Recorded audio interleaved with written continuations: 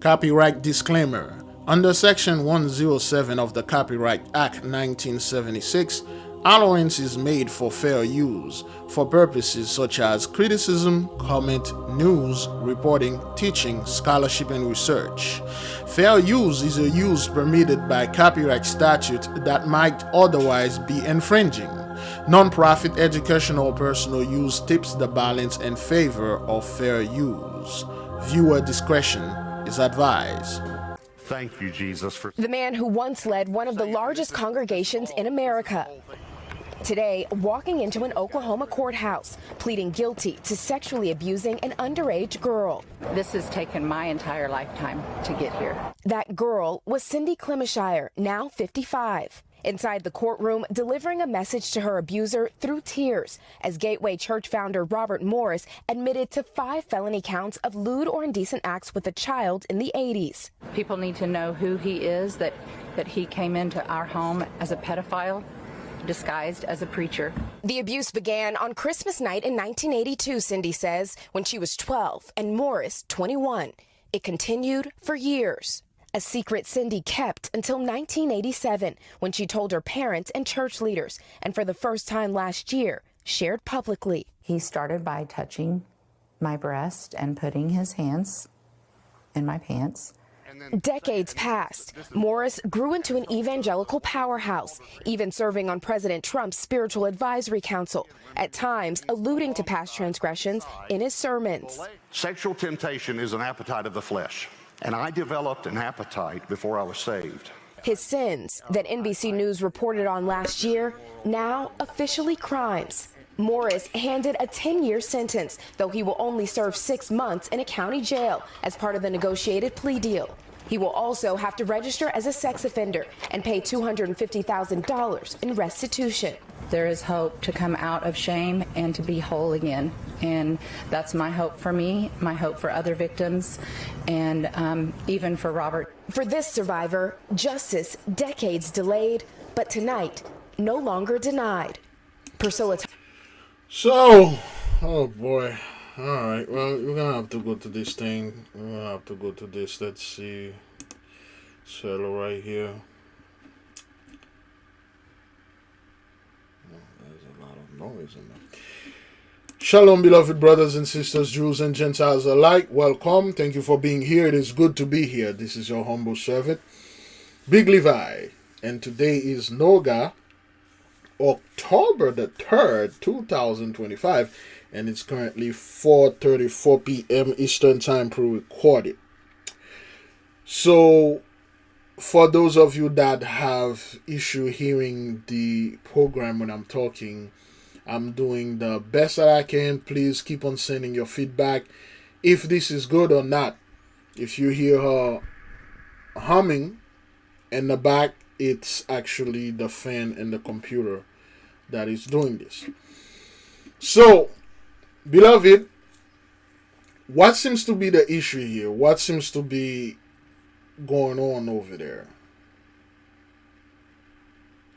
Why is it now those mega church pastors, and this isn't something they just find out. This dude was doing this thing since the 80s, and he did this to this young woman, and people really don't care. People really don't care. It's just they want to focus on folk that look like us, and they want to focus on our men. Just like the other pastor the other day, he said black culture, black people are the most violent, the most criminal. Black folk, they have the most pedophile. They like to touch young girls and 12-year-old girls or whatever, children. They rape the most kids. So what those people are doing again is projecting their sins unto us. Do not get me wrong. Our people, we are not without no blemish. But comparing our folk to those type of people, man, this is something else. This is comparing apple with fire. Okay? The amount of atrocity, backwardness, evilness, in the midst of those people cannot be compared with our people. Now, this is an evangelical mega church pastor. He was one of the Trump's spiritual advisors. And this is the type of people those folk bring in to take advice from them. This is the type of men and women they have in there that are ultra rich. This dude, for some reason, he made this plea. He's going to serve 6 months instead of 10 years, which is child play, and pun intended. So the fellow, he gonna pay $250,000 chump change. He make that in a day, and one day he can make that. And his church would not condemn him. You do know the church never condemned those guys because it's part of their agreement. It's part of their policies and rules or laws, whatever they have over there. They know this man, these people, they are doing this to little children, but yet they focus on Mr. Sean Combs and Sean Carter and stuff like that. And this fellow, this guy, I didn't even know who this guy was up until the news came out. So we have a lot of stuff that happened. A week ago, there was a gentleman by the name of Mr. Sanford, Thomas Jacob Sanford. We had made a video concerning him. It's on our channel. Mr. Sanford went to the Church of Latter-day Saints over there in Michigan, and he killed a couple people. He shot a little girl in her back. She was 8 or 9 years old. I'm not quite sure if she did make it. And people, okay, well, this is an attack on the church, and an attack on the church, on the Christian church, evangelical church, religion. But when things like that happen, nobody's saying this is an attack on children. Nobody are obsessed with this dude life and what he's been doing. You see, a guy like this pastor, all right, he is in a position or a profession that he can get close to children. He can get close to young women. He can get close to young boys, like priests and pastors, preachers, whatever you want to call them, religious leaders. They are in a position to get close to children. Kids go to church. See, a guy like Mr. Sean Combs and Sean Carter, all those dudes, they are doing business that are 18 plus. They are not doing business that are typically advertised or even guided towards children. So if someone said, okay, well, they are involving with children, they need to really question this. Where do they get those kids? But those dudes, that's what they do. They get involved with this type of things. Now, there's a lot of stuff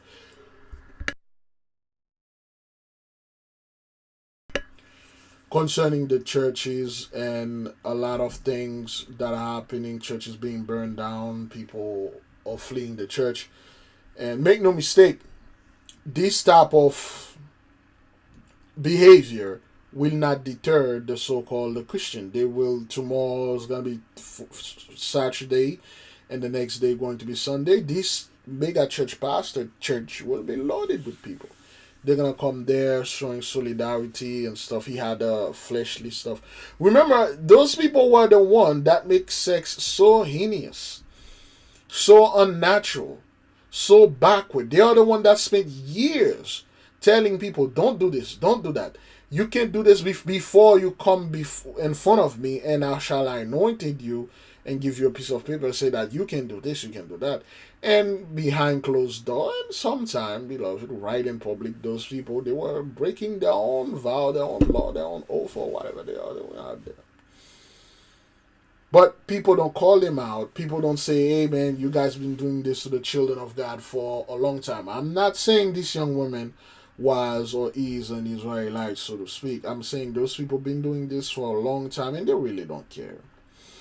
All right, we're going to keep it moving. There are more videos, okay? The former pastor of Gateway Church in Southlake will spend 6 months in jail after pleading guilty to 5 child sex crimes. Hello, everybody. I'm Heather Hayes. And I'm Steve Eager. It's 9 o'clock. Robert Morris entered his plea in an Oklahoma courtroom. He must also register as a sex offender and pay restitution to his victim. Fox 4's Amelia Jones has more on today's court appearance. Amelia. Heather, Steve, in a statement, one of Robert Morris's defense attorneys said he pleaded guilty because he wanted to accept responsibility for his conduct and give his accuser, Cindy Clemishire, and her family finality. Clemishire was there in court and said today is a new beginning.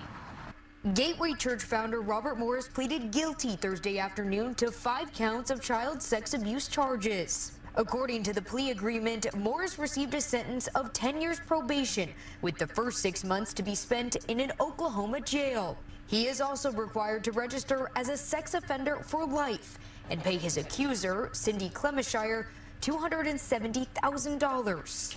Clemishire says the abuse started in the 1980s when she was just 12 years old and continued for several years. In June of last year, Morris resigned from Gateway Church after the allegations were made public. In March, he was indicted in Oklahoma on 5 counts of lewd or indecent acts with a child. So now you got this guy, he been doing this thing since the 80s. And one of the moves that he made, he accepted the plea deal. He served this 6 months instead of the 10 years or whatever. And he paid it's 200 and, well, the first one says 250,000. This one says 270,000. This is the church money. This is not the money that he come up with. Okay. And this type of thing, he walk away free. Okay, those people did a lot more worse. And then again, you will not see Mr. Pastor Mitchell will condemn this guy. Say we need to tell white pastors to stop abusing the children. We need to tell the priests to leave those little boys alone, the young boys alone. He won't say anything like that. He won't get in anything like that. And he will not see the camp or any other people get into things like this because they are allies. They are in the same line of duties.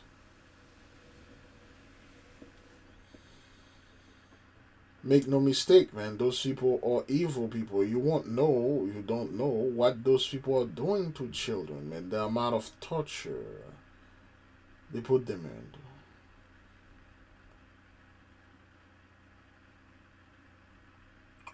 Let's keep on moving.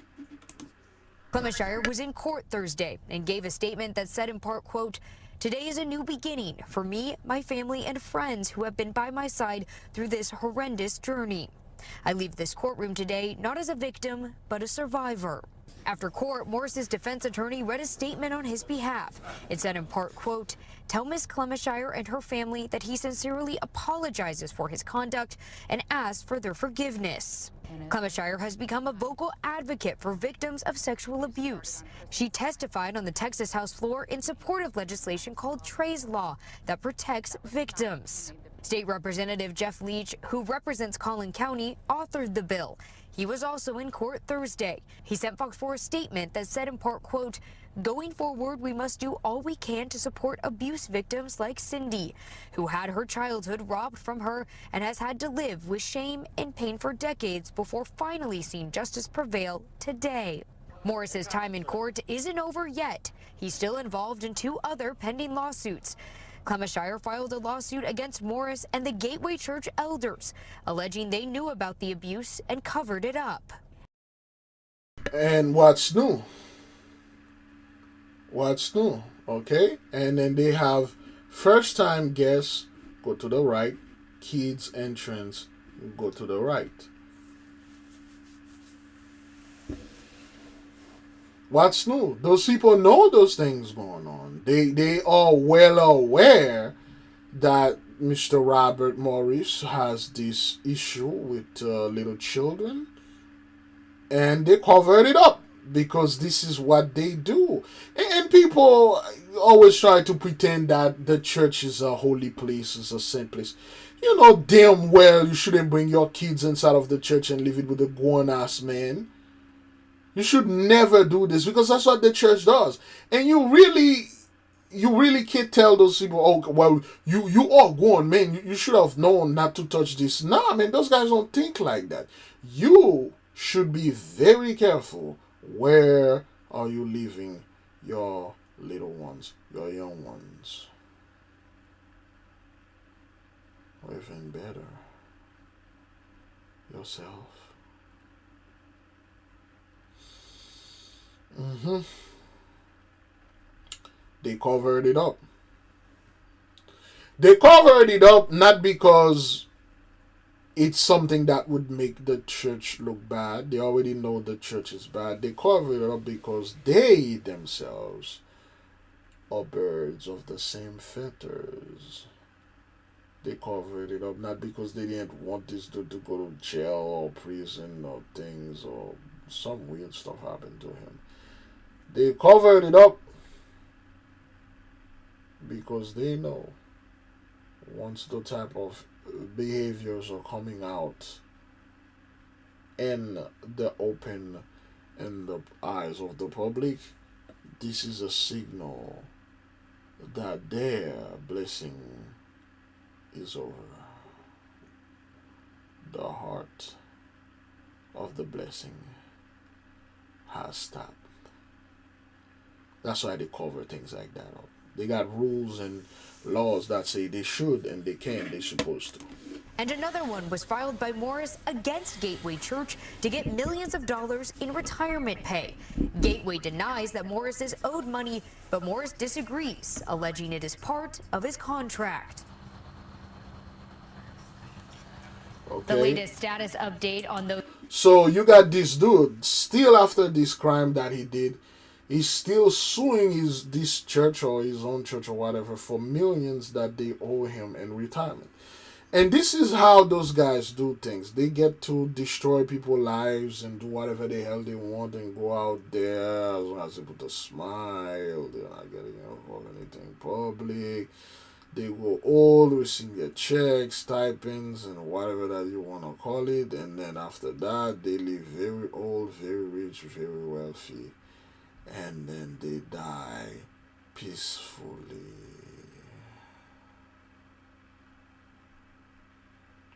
Is that fair? Is that fair?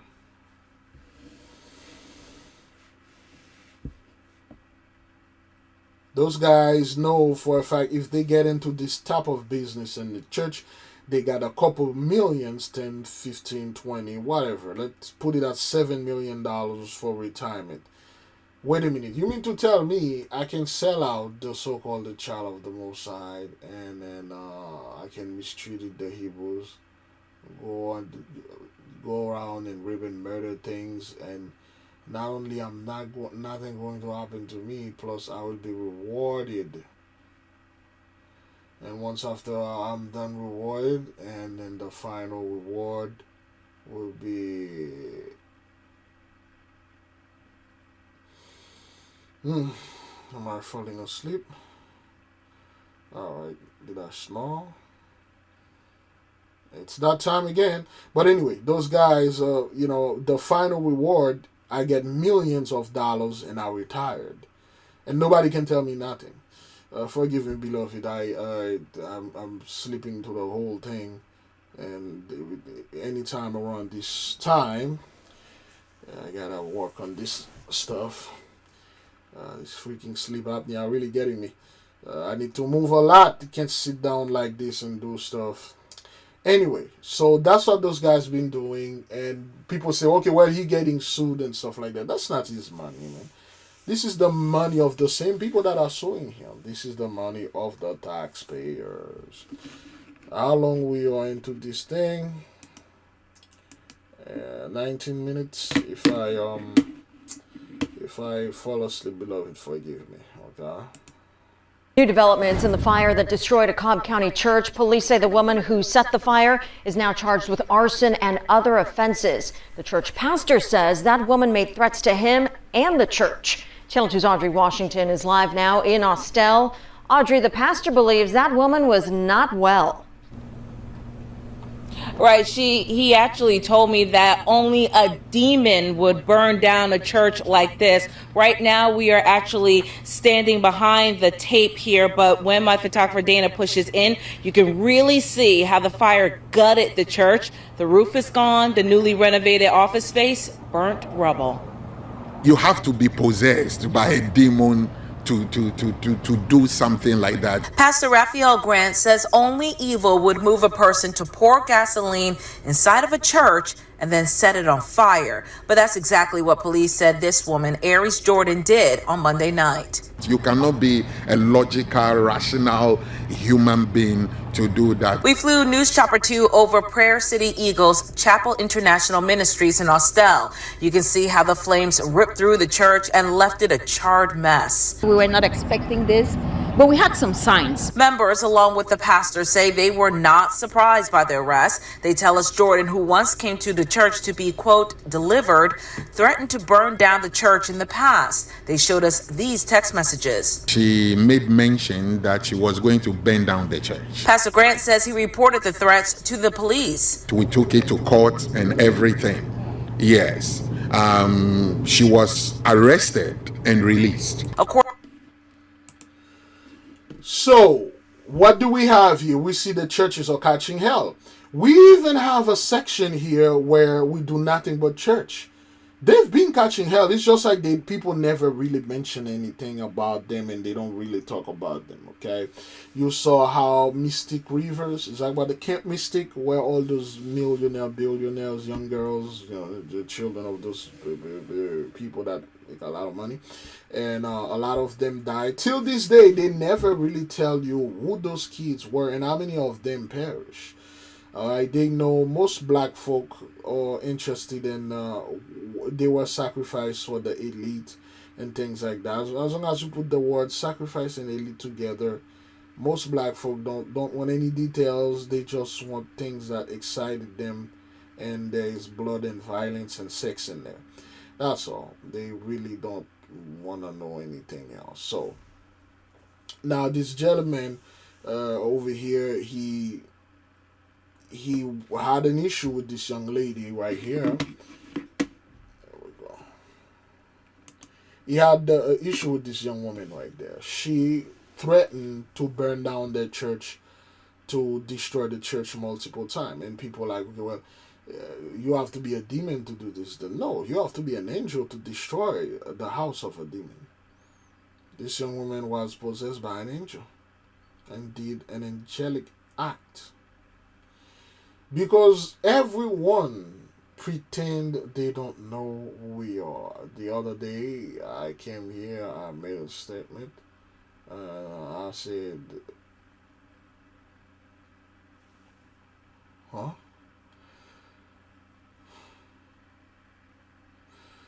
Oh boy, I think I'll slip into sleep again. All right.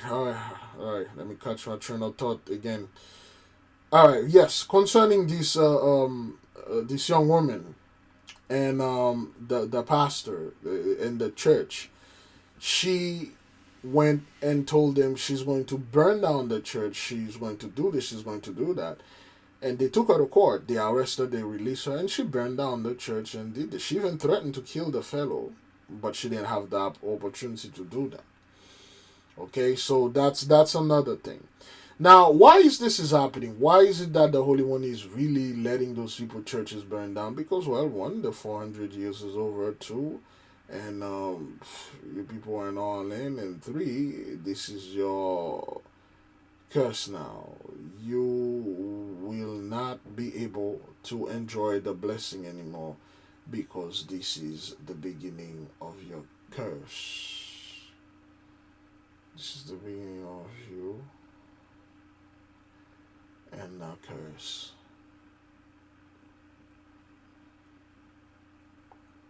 Now they are saying, okay, well, he takes a demon. No, this woman here is an angel.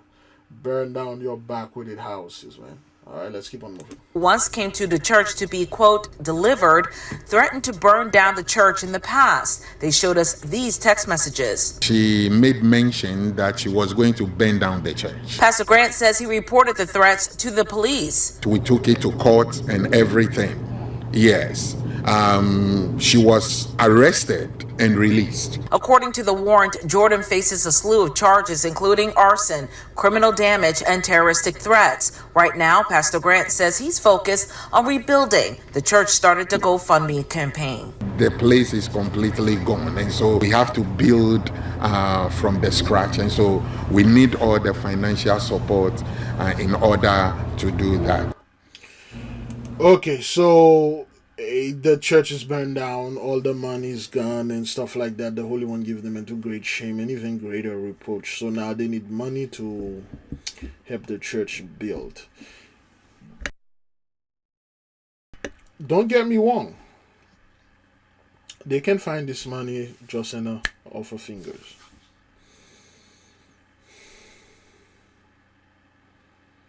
Many so-called black Christians out there will support like hell. Shit, those people even sell their houses, their cars, for the rapture.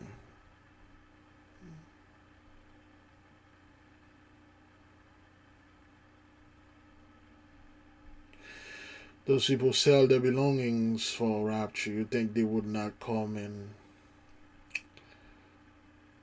give an insane amount of money? So it could rebuild the church.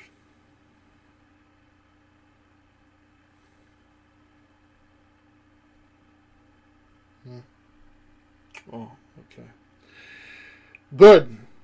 So, yeah, those people will give money, man. They'll give the money to this, and a lot of stuff will happen. Alright, let's keep on moving. Alright, let's keep on moving to the next video.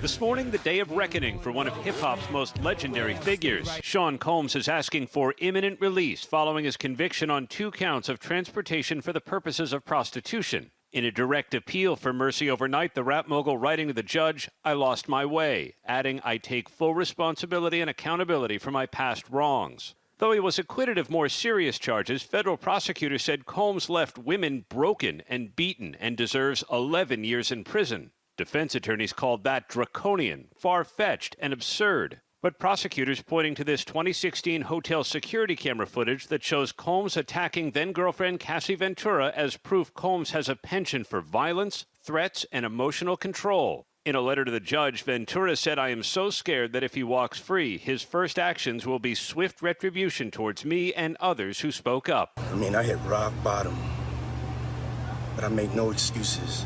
My behavior on that video is inexcusable. Combs apologized after the video became public and now says, "I literally lost my mind. I was dead wrong for putting my hands on the woman that I loved. I'm sorry for that and always will be." Don't leave your girl around me, true player for real. That's Puff Daddy. The music impresario behind successful talents like Biggie Smalls, Usher, Lil' Kim, and Mary J. Blige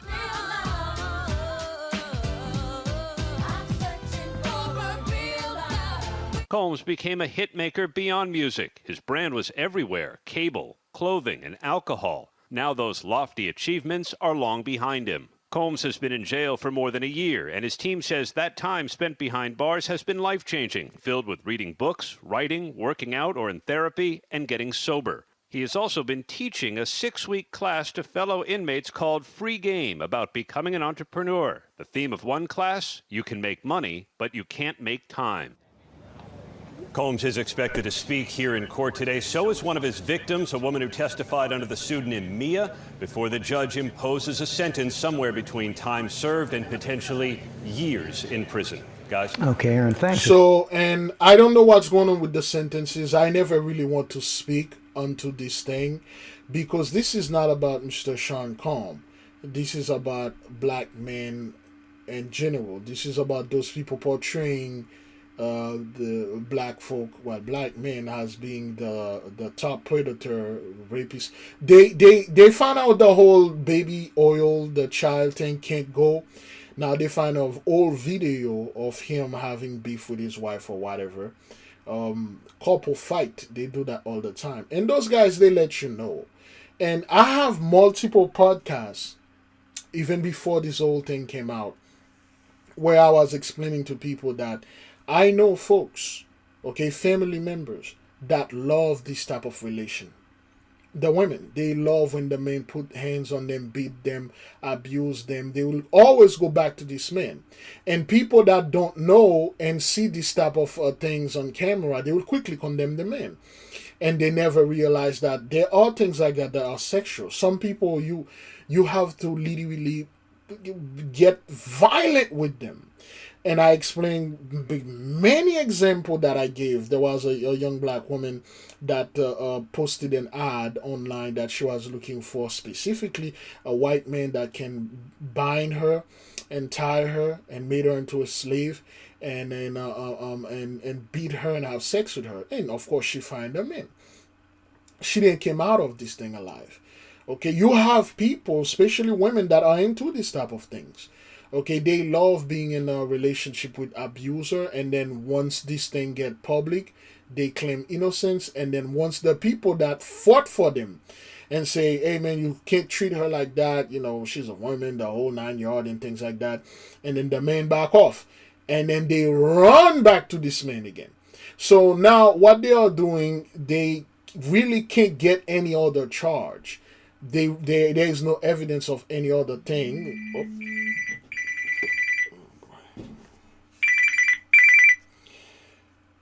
I was expecting this phone call. Quite important. Alright, I'll talk. I don't want that. Anyway, so they can't get that, so they are doing their best, you know, to give the fellow that whatever maximum they want to give him. The other pastors, Mr. Robert Morris, walk away with 6 months. He walk away with 6 months. And Mr. Sean Combe, you know, and you got those women come live and accuse Mr. Robert Morris. They have proof. The church protect him, and they were well aware of that. They protect him. Sir Sean Combe didn't have none of that. Nobody over there protect him because they know that has nothing to do with him personally. They are sending an attack, so all the pastors will see this. They say, well, he's into this thing, beating women and raping children. This is the culture. This is what they call black culture. And by and large, black folk love their own detriment. They love to go online and blast a brother or a sister if that person is successful. There are plenty of other so-called Mr. Sean Combe, Diddy out there that don't have a penny to their name. And they do things like that all the time. You never see people make TikTok video about them and dragging them for years or months and make money out of them because they're not popular and they are not wealthy. I've seen how black folk targeted people that look like them and make it this gossip, this drama, and put it out there. And then when those pastors, those priests, especially those Buffalo Diocese priests doing the whole raping thing, that's way under the radar. Those guys been raping those boys and do all those things, and nobody talking about that. It didn't go to the the news. Well, he went to the news quietly. He didn't make it to the internet. But they were focusing on R. Kelly, how he was doing things and stuff like that. Look, beloved, many of you really don't know how the so-called music industry, the entertainment industry actually really works. See, there are things like, if anyone are willing to sell your soul to the devil or to sell your soul to someone, those people will do anything, man. They'll do anything to get into the whatever industry that they want to say they want to be successful. They'll do any kind of things. They'll offer you, not only, if that person can offer you their soul, they can offer you their kids. They can offer other people kids. They can offer your own kids. They can do anything, and they are willing to do anything. So when it comes to things like that, we should never glorify, oh, they got him, he was bad and stuff like that. No, what about those guys in the church? What about Sir Trump? There is a little list out there. There is a list. What about that fellow, Mr. Jeffrey himself? Sir Jeffrey, there's a list. What about those dudes? Yet they took whatever happened to our people, put it out there and show, oh, the Hebrew man, he's so violent. Of course, I'm not saying Mr. Sean Combs, he's one of us or anything like that, or Sean Carter, but know that those guys will never come after their own, not like that. And if they do, they make things look gentle and things, and pay that woman $270,000, you know, chuck money, and give the guy 6 months prison therapy and things like that. But let's keep on moving. This being our chief legal analyst, Dan Abrams. Aaron just laid it out right there. The prosecutors want 11 years. Defense wants him out by the end of the year. What's likely to happen? Somewhere in between. I think it's more likely that he'll get something like 5 years in that area. The key question is going to be, how much does the judge take into consideration the other stuff, meaning the video, some of the crimes that he was not convicted of? Some people may say, wait a second, if he's acquitted, how can you consider that in sentencing? Well, it's possible that the judge could consider that, because when you're talking about sentencing, a judge can take into consideration, is the person a good person? Are they a bad person? Have they done other bad things or good things in their life? Think about it. On the positive side, people are going to bring in character witnesses and say, he's a great guy.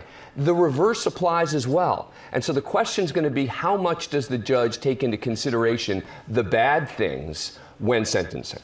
Well, we heard Aaron say that one of the victims, Mia, is going to give an impact statement, but there are also some character letters supporting Combs. How does that come into play? I don't know that all is going to make that much of a difference. I mean, judges don't like to admit this, but the judge is going to come in with a real good idea of where the sentence is going to be. It's not going to change as a result of that. And I think the fact that the probation department has said 5 to 7 years means that's pretty close to where it likely will end up. You've covered a lot of these types of trials, especially with a video like the one in the hotel.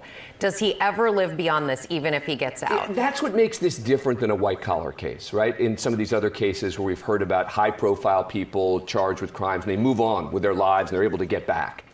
It's going to be much harder for Sean Combs because of that video and because of what the testimony was in connection with this. There you go. So now you see how those people, that guy literally telling you that they have zero evidence of whatever those people were saying online, how the baby oil with little children, and turn this man into what they want to say, the pedophile. The same thing with R. Kelly and all that, Bill Cosby. It's a bunch of talk. It's a bunch of he shade, she shade, and then the neighborhood highlights. They know most black folk love this type of thing, and then they will go out there and they will condemn people that look like us. It's something that they fuel. It's something they feed on. And this video that you saw happened in 2018, I believe. 2018, 2016, I'm not quite sure, because I don't really follow those things. I don't know what those people are doing. They literally take this video and say, because of this video, everything that had happened is true. Again, like I said, there are people that love abusers. There are some people over here that are watching that know for a fact you have this brother, this sister that are going to the church where the church is abusing their spirit, and you tell them, don't go, don't do that. The reason why your life is upside down and effed up because of the whatever false god you are worshiping and do things like that, they still go back to the church. And then after that, they will come back, oh, the pastor touched my child, the pastor touched me, the pastor did this to my uncle, to my sister, my aunt, and stuff like, okay, but we told you not to, you knew not to go there, but you did it anyway. And now you want to come over here and then complain that all these things. This is exactly what you are doing. Like a guy like Sean Combs, Mr. R. Kelly, and all those other dudes, those guys never did hide who they were. They never pretend to be good pastors, or they never pretend to be, oh, we are this kind-hearted people trying to help people here. We're trying to uplift the community, help the women. No, those guys come out there. Kelly told you straight up, I'm a flirt, man. If I see this girl with him, I'm a flirt. I'm going to do this. I'm going to come after her. I'm going to come after him. I'm going to do this because those guys literally tell you. And now people that are listening and watch this like, yo, this guy told you he's about that life. And you go over there, you go hang out with him, you going out with this violent man. He told you he's violent. He told you, I'm going to kill you.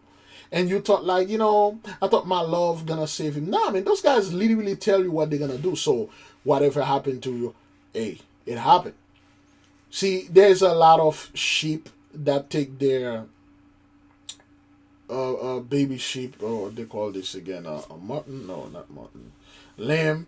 They took their lamb and they literally bring their lamb in front of a bunch of wolves and say, watch over those lamb for me. Watch over those little sheep for me. I know you are a good wolf. You are not like the other wolf. You won't do anything to those. And this wolf did the best he could not to hurt those lamb or those sheep. At one point, man, this wolf, the starving hunger, he's going to give it into his instinct. He's going to kill those lamb or sheep and mutton, whatever you want to call it, and kill them and eat them. And you can come back and say, how dare you? You are supposed to hold on and behave like a sheep. You are supposed to behave like a German shepherd. You are supposed to do this, you are supposed to do that. No, man, they are freaking wolves. You stay away from them. That's what, it's something that is in them, and it's in their system. That's what they do. But then again, they have nothing. All the lies they've been telling, they really have nothing to back it up. Because you know how those things go, beloved.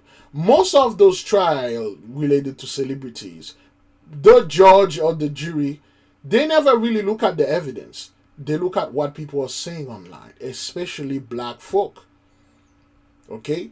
Black people, by and large, are expert when it comes to gossip and drama. This is something that are destroying our community. And that's why I do not stand the gossip and the drama in the midst of our community here. I'm speaking in a term, beloved, not as Hebrew. I'm speaking like black folk in general. It's something, look, not only this type of behavior is appreciated, is wanted, but it is also celebrated and promoted. Look at Wendy Williams, man. She made her career into gossip, destroying other people's the relationship for TV shows and stuff like that. And those people get promoted. And people sit home, they watch, they're like, this is what she does for a living. I can do that too. I can go around and make sure that I put my mouth wherever people having their genital rubbing against each other and telling you who's cheating with what, who's cheating. I was not there. I don't know their covenant. I don't know what happened, but I'm going to tell you exactly what I think happened. Okay, it's something that especially men, women doing this gossip thing, you walk around, you're like, man, those are women. You really, it's still dangerous, not supposed to be done. But now, beloved, you got more men are into gossiping, talking about another man's wing, another man's pocket. And it's embedded in homosexuality. If you see a man always attacking another dude, always watching what that other man is doing, how much money he's getting, who is hanging out, it's homosexual things. That's what that is. That's it's been in Greek culture where a man is obsessed with another man, and it will come after, it will document this man's life. Always attacking this man, telling you lies and stuff, trying to it's a sexual thing. I keep telling people this is a sexual stuff. And it's one thing that we do not tolerate here. There are laws back when we studied the Pillars of Fire, when our brethren, we were in slavery over there in Egypt, where there were laws that gossip was punishable harshly, even by death. The Israelites, they did not tolerate gossip. Some of the women that was trying to bring success to some gossip, the law say, no, you can't do this. But now gossip is celebrated. Gossip make money. Lies, people don't know. And they are telling lies. And they don't know this thing. Yo, man, you are not making this guy look bad. You are attacking our manhood. What about the others? What about those priests? What about Mr. Jeffrey? What about Sir Trump? What about Mr. Elon Musk? Sir Jeff Bezos and all the other high-profile fellows? What about them? Are they sent? No, man, it's always like somebody that look like us, that is violent, rapist, or whatever that is. But anyway, how long we are into this thing? All right, then. Thousands of people living together inside of a Tampa mansion and treated like slaves. Those are just some of the accusations against two church leaders who were busted last month in a series of nationwide raids. The new details are laid out in court documents for Michelle Brannon, who lived at the Tampa mansion, as federal prosecutors ask a judge to hold her in jail through her trial. Fox 13's Aaron Mesmer has been following this since last month. So, Aaron, what are we learning today? Allie, first of all, this is the first time since the raids last month that we're getting an idea of what investigators found at that mansion in Avila. When federal agents raided a massive mansion in Tampa's upscale Avila community last month, Skyfox captured some eye-opening images. Court documents released this week reveal what exactly authorities found. Several Mercedes-Benz and Bentley sedans topped with gift bows and crates containing life-sized expensive stone statues and decorative pillars for landscape installation. They're not using the money for good. They're literally using it to fund their very lavish lifestyle. A lifestyle that for David E. Taylor and his Kingdom of God Global Church included several properties across the country that were all busted. Since then, Leslie Portillo has been following the case closely. She used to work for Taylor but left after witnessing his alleged abuse. I did see David Taylor get aggressive with the staff. On Tuesday, she was stunned to learn what else investigators say they found at the Avila mansion. According to prosecutors, the church's executive director, Michelle Brannon, was living there, and she's accused of having 57 workers and victims, some underage, living with her, all part of a forced labor scheme. Authorities say the victims were crammed into shared living spaces, sleeping on floors, and forced by Taylor and Brannon to work long hours for free. Prosecutors say workers had to raise money for the church or face abuse. They're not. So, again, this is the same typical garbage. You have those people doing all those things in the church.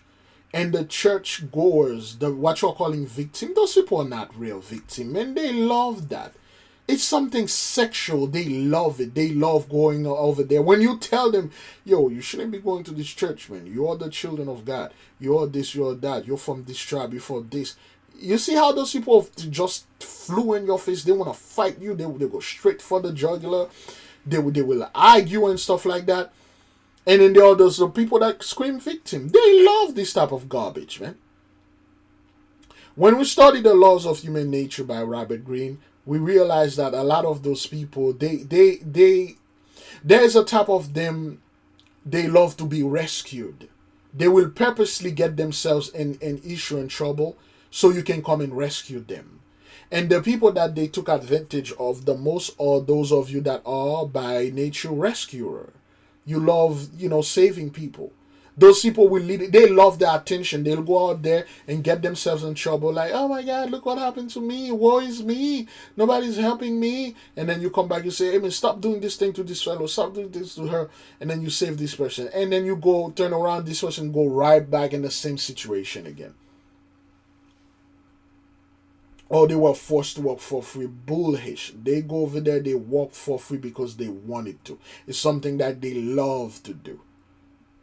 They won't study. None of them will not put an ounce of hour. Study hard to show themselves approved. No, they'll work for the pastors for this because they believe whatever the rapture, whatever. Come on, man. A few weeks ago, you saw the whole rapture fiasco, man.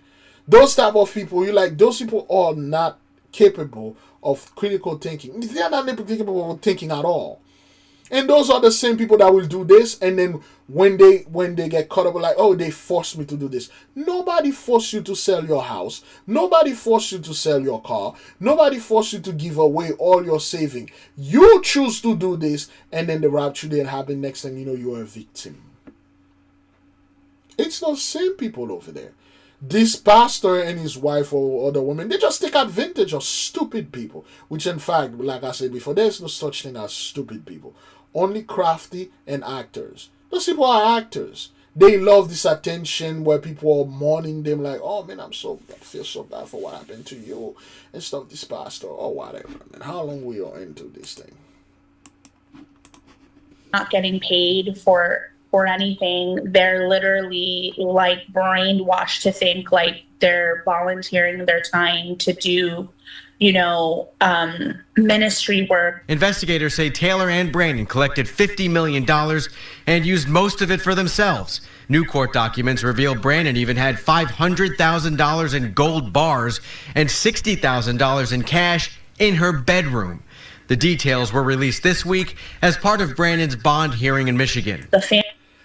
How do you raise $50 million, man? Where'd you get $50 million? Do you know how gullible people will be to give those people $50 million? Like over 80, whatever, 100 and gold chain. They got Lamborghinis or whatever, Bentley, Ferrari, all those lavish things. Because people are giving those people money. And they realize, like, man, what a sweet gig. I can do this and stuff. Of course, the bloodlust really got into them. People think, like, most people act like they never been to a church. I never seen a pastor pull a gun and force the parishioners or whoever, churchgoers, to give him or her money. They just as backward, as stupid, as soulless as they can be. They'll give those people money. And when something like we in the church, we and the nation want to do something for our people, those people will not support it, you man. Apart from our people that if we give the words will support you, those generally the masses, we can't raise $50 million here, man. We barely can raise $10,000. But you hear people like this are raising $50 million and then people are calling them monsters. A monster cannot raise $50 million like this. The people that gave $50 million or whatever that is, those are the jackasses and monsters and backward. There's a video a fellow did. Let me see if I can find it. Black people love grifters.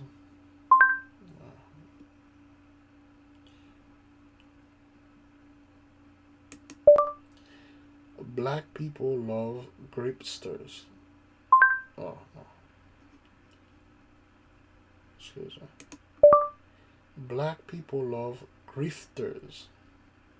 There we go. Yeah, this video came out a month ago called Black People Love Grifters. Also, I told you. Okay, we're gonna take like probably a minute out of it. Hey, I'm a very angry person, and not in the way that's like stereotypical, where I'm yelling in every video and stressing myself out and y'all. No, I'm angry in a way that only manifests through my art, through the passion that you see on screen, through the points I make and how bluntly I make them. I don't believe in homework, so I'm not about to tell y'all to watch anything else I've made, but I've made a lot of videos at this point about controversial topics. The most recent being in a series called FUBU Scammers. This series dials in on Black people who are using manipulative tactics or just straight up scams to lure in people who look like us from more vulnerable communities and grift them for as much money as they can possibly take. The problem I'm here to address today is the blowback, is how tightly we, as Black people, hold on to the people we consider celebrities or influencers, even when those same celebrities or influencers use that power, use that influence, use that grip on our psyche, on our emotions, to manipulate us and suck our bank accounts dry. So I'll start with Paris and I'll move to Myron because I used him as a comparison because she got everything she did from his course. I also made a piece about him. Again, homework. You don't need to do it. As I laid out in my prior video, Paris is a stock trader. She uses a relatively conservative strategy called covered calls. And while she does explain the basics in her free masterclass that leads to a 5-day stock accelerator, which leads to a $1,000 course. Are y'all ready? Put ready in the chat. 1997. Most of it is a sales pitch. And there's people joining her who are also selling their wares and selling their courses to those same people. And all of it comes off like this cartel that's uniting to make as much money as possible from the same people over and over and over again. They lie about their videos being live. They lie about not guaranteeing income when they do it in their seminars in order to hook you in the first place, and on social media when they're promoting these courses. You want to learn how to produce guaranteed weekly income from the market? All these things are plain. They're out there for everybody to see and for everybody to notice. But when I call it out, it's a problem. So I specifically want to address fans of theirs or... Okay, this is what those people, they are defending those people. They'll call you out. Oh, Big Levi, you don't know anything about that pastor. He's a good man.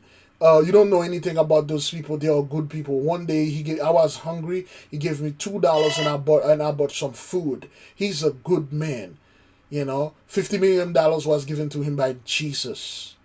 Former students of theirs and some of the protests they've put up when they're telling me that I'm a hater. One student of Paris's, there you go. According to her, I can't verify whether she was a student or not, claims in the comments section that Paris has thousands of successful students. And she's like, what do you say to that?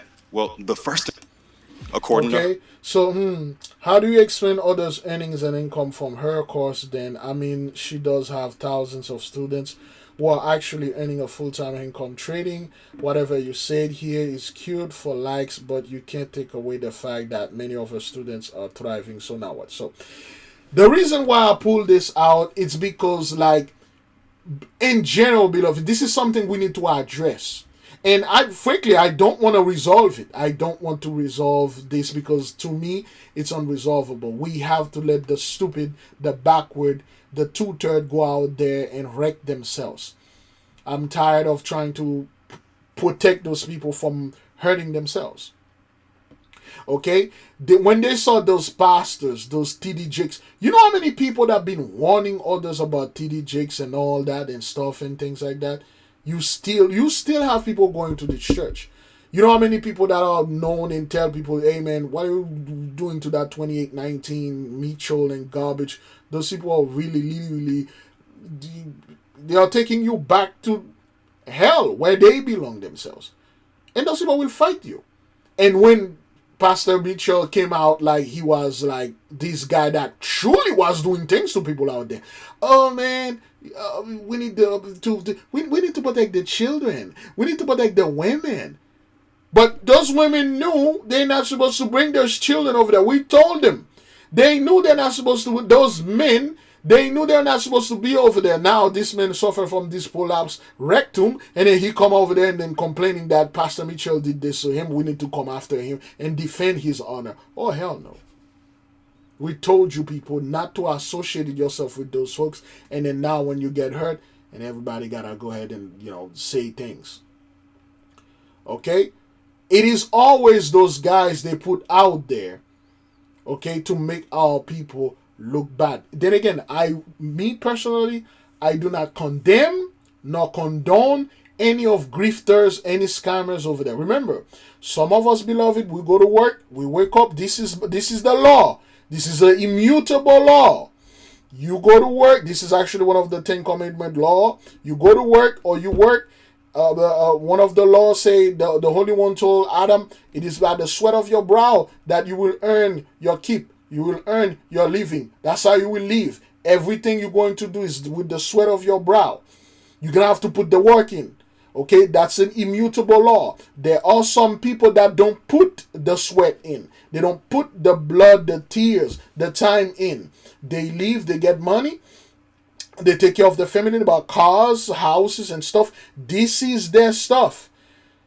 Okay, this is what they do. And there are people that do the opposite. They literally put the work and do things. Some people steal benefits. They do things and stuff. But remember, there is always a recompense.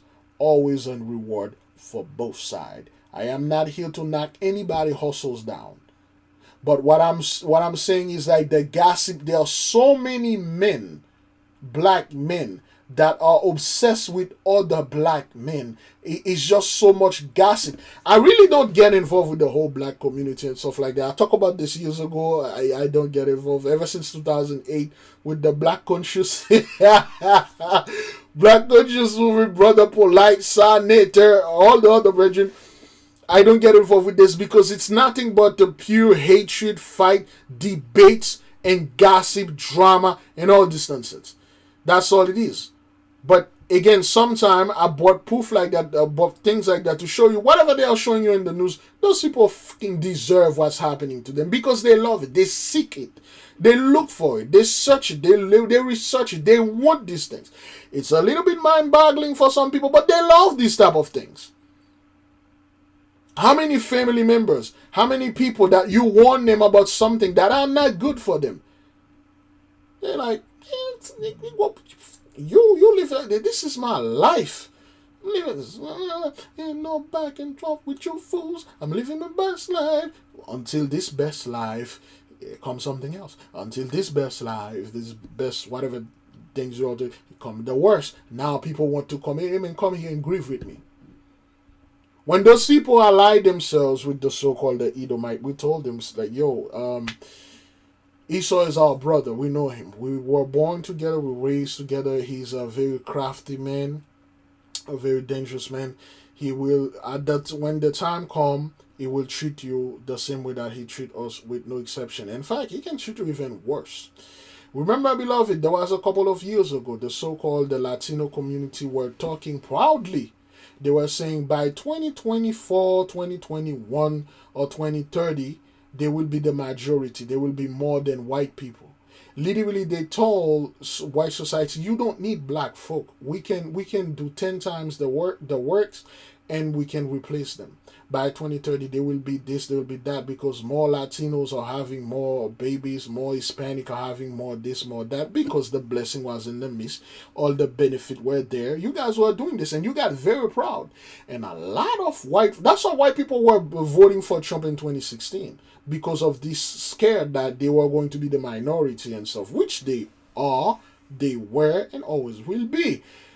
But once the so-called Latinos were very proud of that, they are going to be the majority, black folk going to be the minority, and then it's gonna be them, and then white people, and then black people.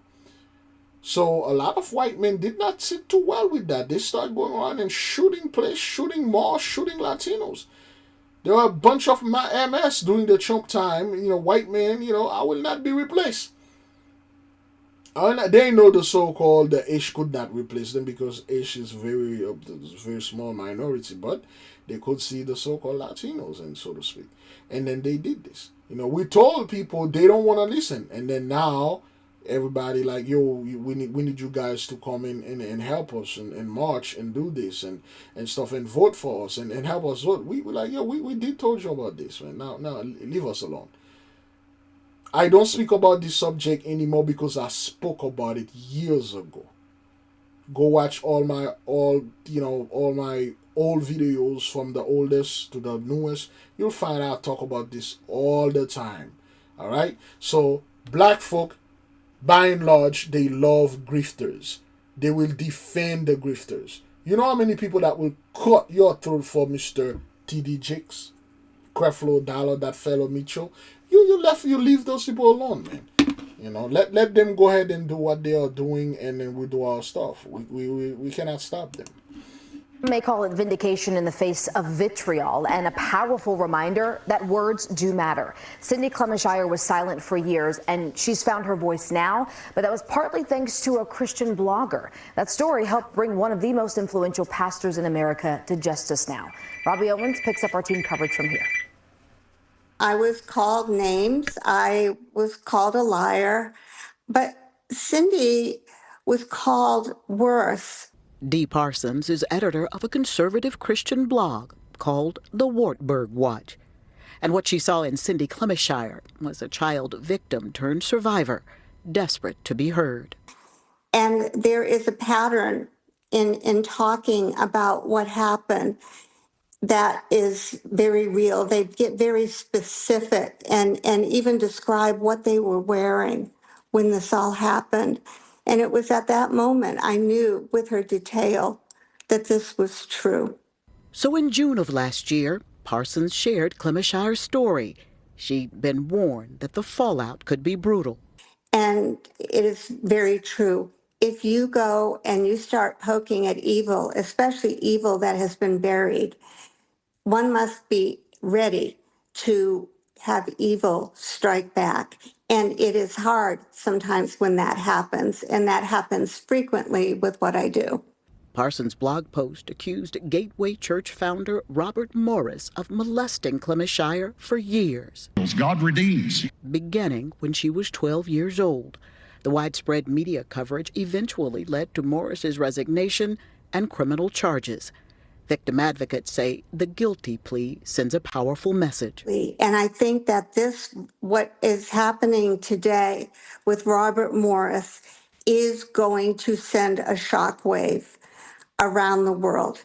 You wanted those who abuse children to be afraid of the consequences. And it will give hope to many victims out there that maybe 40 years later, they can come forward and maybe in some instances, they will be heard and justice will be done.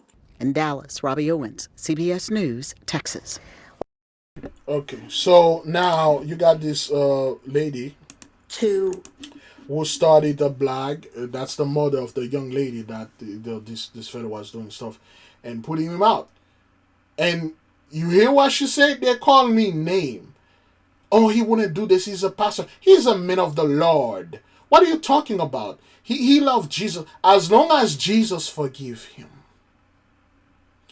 Talking about forgiveness, beloved. Let's see how long we are into this thing. Oh, good grief.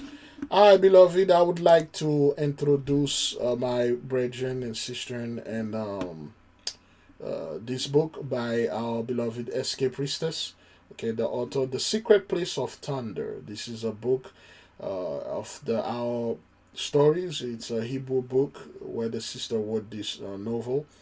And she talked about Gabriel Leroy and Drew, three men from different generation who has reached a pivotal point in their lives where spiritually has become everything. So I leave the rest. There is a link in the description. Okay, by Sister S.K. Priestess. She usually in the oh boy, and chart. You might see her in there. Okay, so you can go ahead and then get yourself a copy. Okay, so the link again is in the description. There is a little oh boy, yikes. Oh, nope. Oh, damn it. Trying to play this. One of the...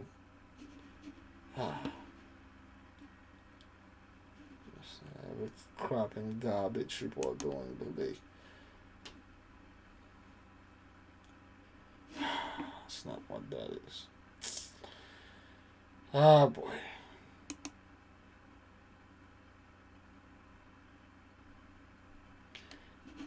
Trying to get the video. It's been a while. I have not done TikTok. Okay, it's been a while.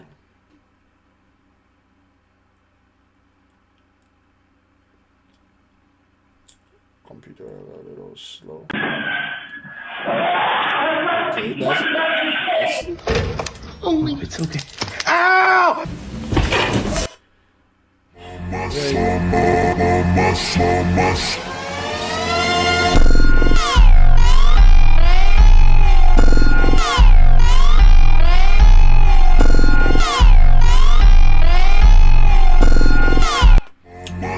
so the place.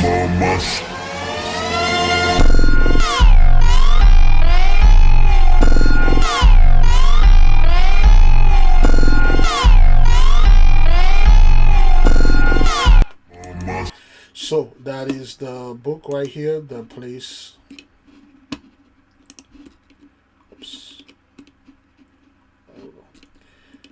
The Secret Place of Thunder. Okay, you can get it on. You can get the Kindle. You can get the paperback for $25.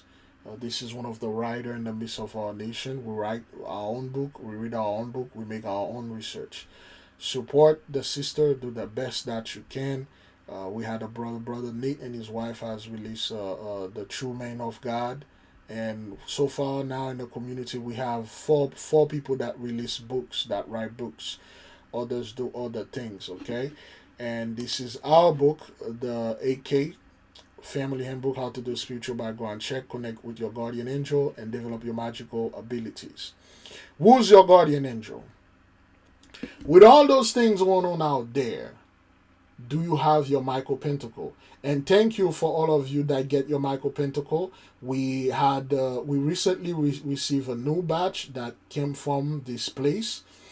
They all consecrated. We have at least 6 now. There's a sister that reserved 1. We have 5 now. Now, before I go into this, beloved, let me tell you something. There is a reason why we use the word flowers. There is a reason why we don't tell you how much those things cost. Because there are entities that are around you, they are listening. The moment they know you're going to seek money to find something that will fight them, you will have all sort of problem. You will misplace your wallet, the car breakdown, something is missing, the children this, the husband that, the wife is this, the boyfriend that, the girlfriend this, and then you will make unprecedented spending. The money, your Zelle or whatever, it's not working. I had a sister, she literally went to hell. Nothing was working. And she know why it was. Guess what? She went to a specific place where she go met a doctor, and right before her eyes, the doctor shape shifting right before her eyes, and she can see it, and she knew that she need this. She knew that she needed. We talk about this, and she starts seeing beyond the veil. And that's not the only doctor. Another doctor did the same thing right in front of her, thinking she didn't see it. And things like that, she cannot talk with people, other people, except for us here in the nation. Many of you start seeing beyond the veil. You start seeing people, those people, true form. Protect yourself. Get your consecrated Michael Pentacle. Back then, we used to give them like this, like that. Right now, beloved, they are pricey.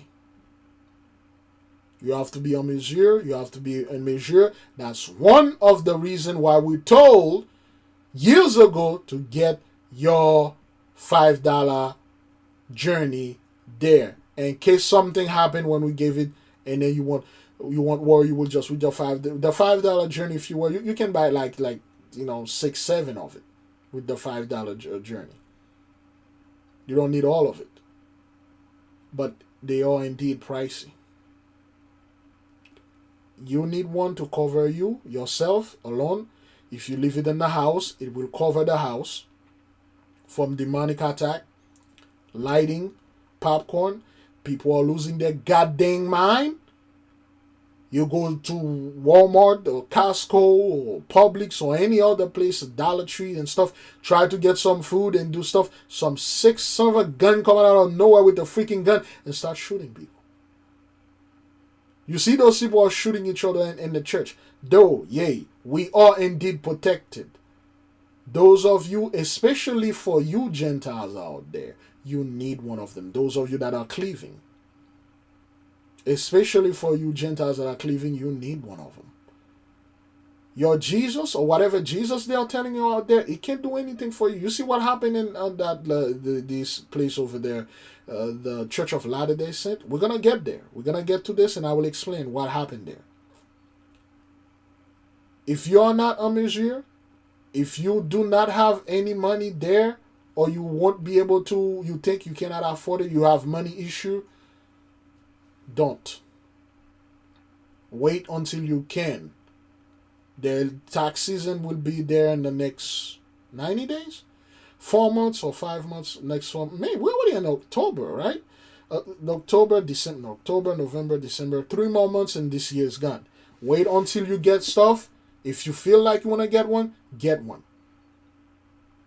We have people that get this thing and it happen to everybody around them. Psalm 91. If you cannot get one, beloved, please, every single freaking day you wake up, Psalm 91, every day for 100 days.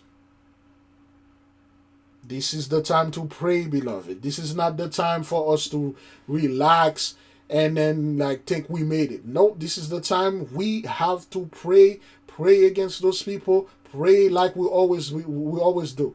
This is the last month for our fasts that are coming this November. Do the best that you can. Let's keep on moving. Well, I'll talk about this again. Again, the reason why this is happening because Genesis 15 verse 13.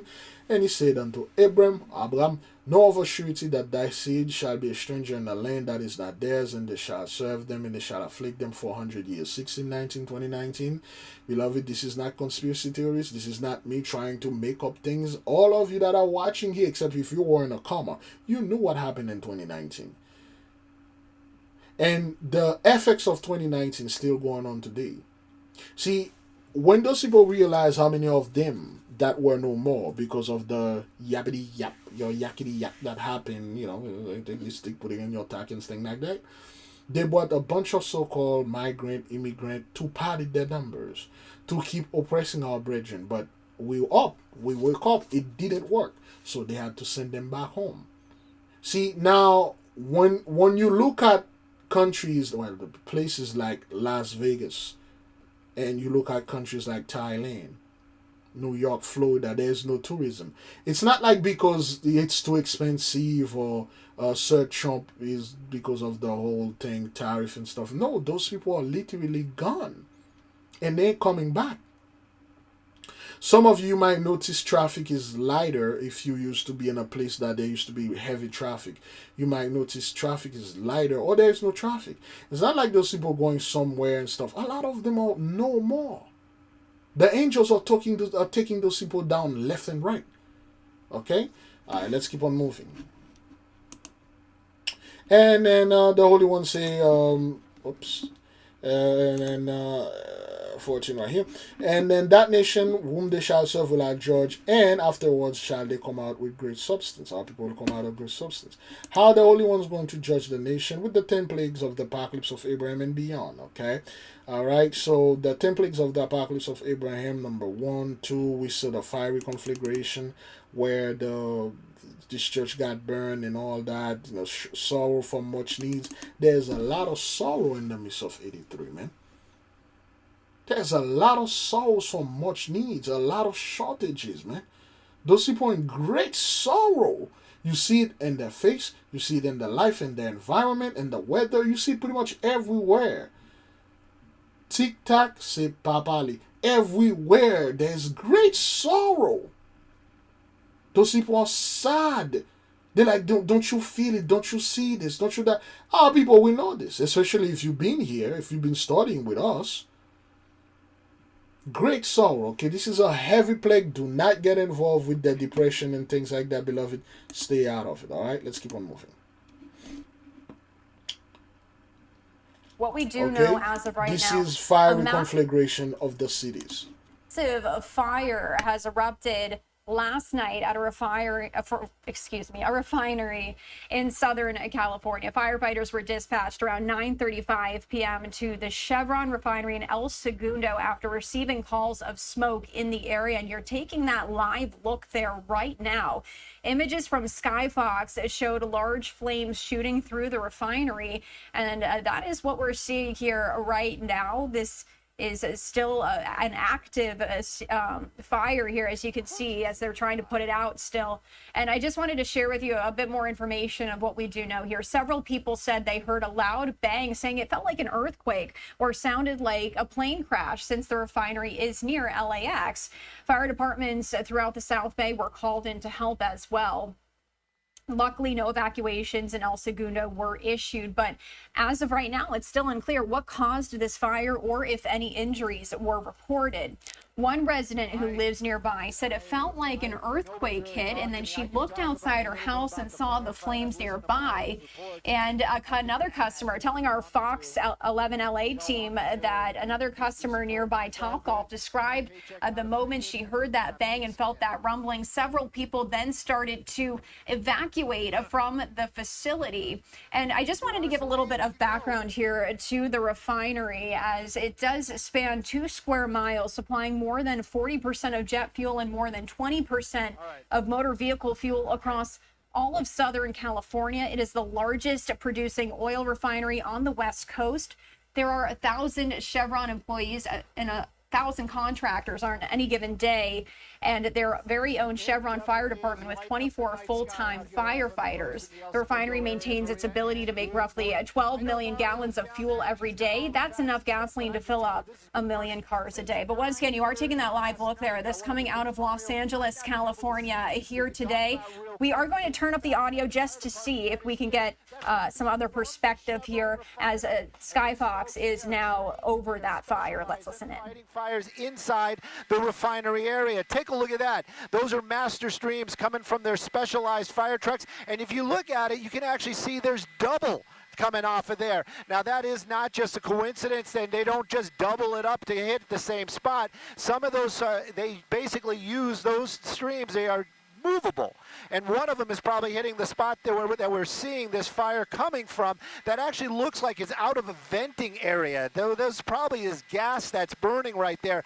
But sometimes they'll use two of them. They're like on this side right here, this one actually hitting the actual flames, trying to cool down the area around it, but the other one hitting other areas nearby. That's because those firefighters that are inside that plant are specially trained. They understand how the gas is refined and where the problem parts are. You don't want to have a fire. So this is the oil.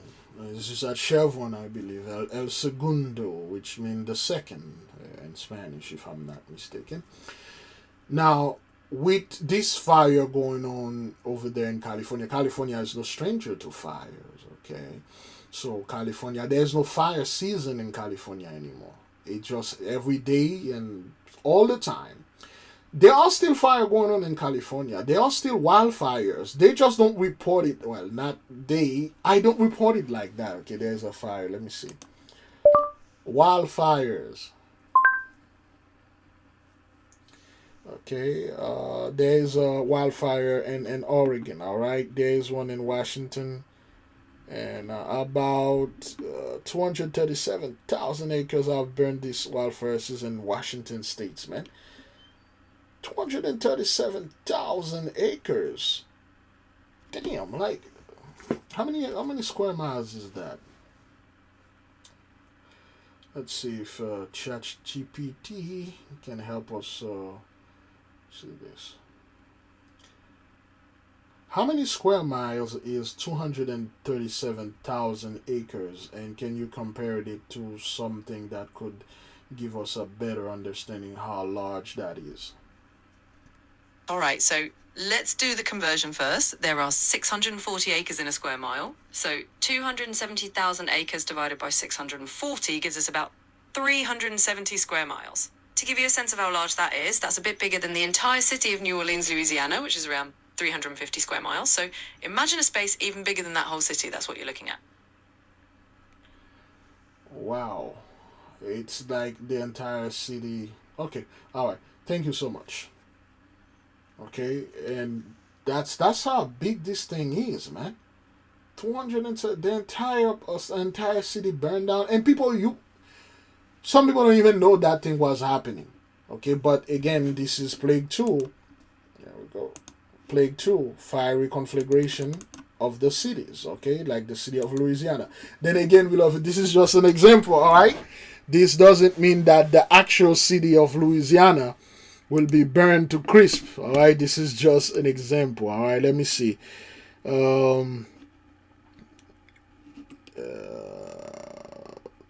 This one was 2 days ago. 237,000. You know what? Let's take this. This one has 75 views. Let's see what's going on here. Well, so far this wildfire season, at least 237,000 acres have burned, with 11 major fires burning right now in Washington state. High severity fires increase the risk for water runoff, erosion, even mudslides and landslides. This could send sediment down onto roadways, putting drivers at risk, and debris from mud flows can even poison water sources. The legislature doesn't restore our wildfire prevention and response funding, we will see more fires, bigger fires, and higher costs to taxpayers. So literally this guy told you that, hey, because of the cuts, whatever Trump has been doing, there's nothing they can do anymore because that's it. More fires. Well, they try to make it seem like it's political, but hey, the angels are in the mist, man. More smoke impacting people's health. The Commissioner of Public Lands is urging lawmakers to restore funding it pulled from the Department of Natural Resources, wildfire preparedness and response efforts under House Bill 1168, emphasizing every part of Washington has been impacted by wildfires. Let me see. All right, there are so many fires going on. Oops. Let's keep on moving. That's the Eric. Now, the images from the shifting sands and pounding surf are both mesmerizing and heartbreaking. Good evening, I'm Tom Shad. At least 8 houses on the Outer Banks have slipped into the hungry ocean waters in less than a week. Though unoccupied, these homes tell the story of a changing beach landscape. 10 on your side's Nick Broadway is in Buxton. Behind me is the 8th house to collapse into the Atlantic in Buxton this week alone. Take a look at it. What it looks like at this point, the first floor is gone, the stilts are gone, and every time a big swell from the storms comes in, it picks up this house and moves it closer to shoreline, right next door to another house that is at risk of falling in, according to officials. Dewey Parr is 94 years old. This local legend grew up here and worked many years at the Lighthouse gift shop. Well, my fondest memories was I could skinny dip. He was here before these houses were built, and he's here as they're coming back down. We've always had storms, but people didn't build on the beach. That came later. For the Buxton Civic Association, cleanup is their main concern right now. The bigger picture, what to do with the houses nearby, now surrounded by ocean water. Brett Barley says rebuilding the jetty is a must. If the jetties are an environmental concern, is that a larger concern than dozens of homes falling in the ocean? Like what's worse? At the federal level, North Carolina Congressman Greg Murphy put out a bill, the Preventing Environmental Hazards Act. It allows homeowners to access the NFIP before the house is claimed by the ocean. They would get paid up to 40% of the home's value or up to $250,000 to get it out. Until then, he encourages homeowners to remove the houses if they're being threatened by the ocean. And I would just hope that those individuals who have threatened structures would understand that they have an obligation to the community to take those houses down if they are threatened before they become an environmental hazard. That's just the neighborly thing to do. There's people that would actually tear them down, but due to insurance policy in the state here, they can't. The insurance won't cover the house unless it falls in the ocean, which is... So here's the thing. You see all those houses that are in the beach, those are not your typical average Joe houses. They are not, well, I'm not saying that all people don't own them, but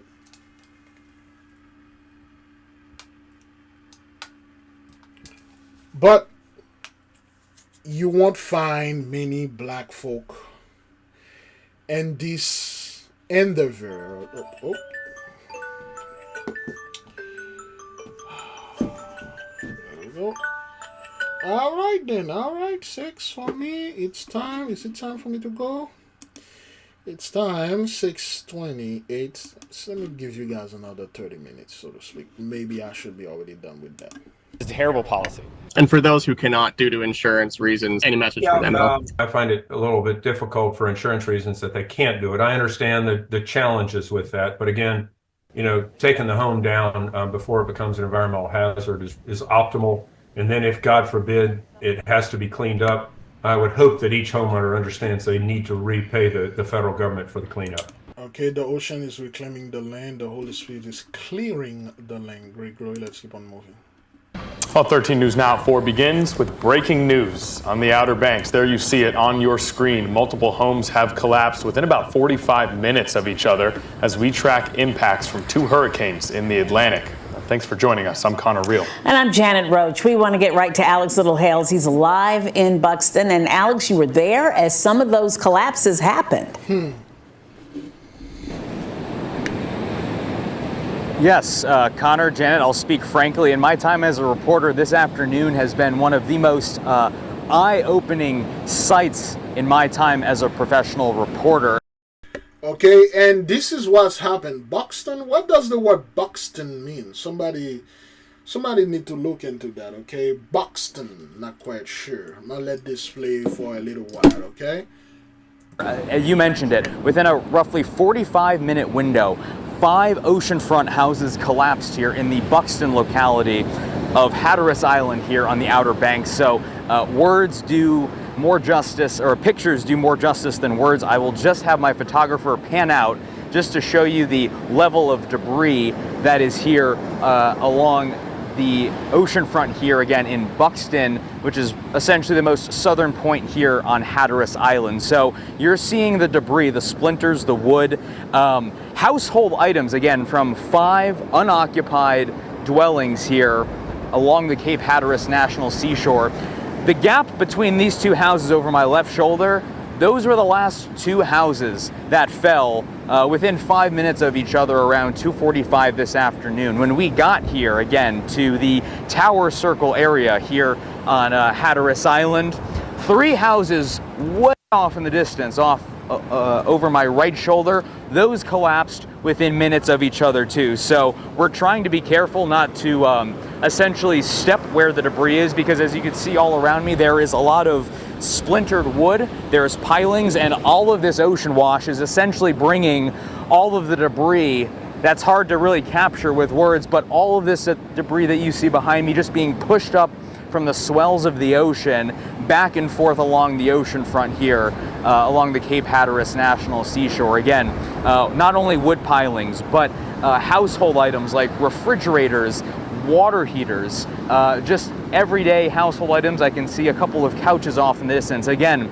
structures, entire structures of homes scattered across the oceanfront beach here on Cape Hatteras National Seashore again. So before today, there were 12 homes within the last 5 years that collapsed, and just today, from the swells from Imelda and Umberto off of the coast in the Atlantic Ocean, 5 houses dropped here just within the last 2 hours. So that is the scene here in Buxton, as there are dozens of spectators here just catching a glimpse of what is frankly an astonishing sight, to say the least.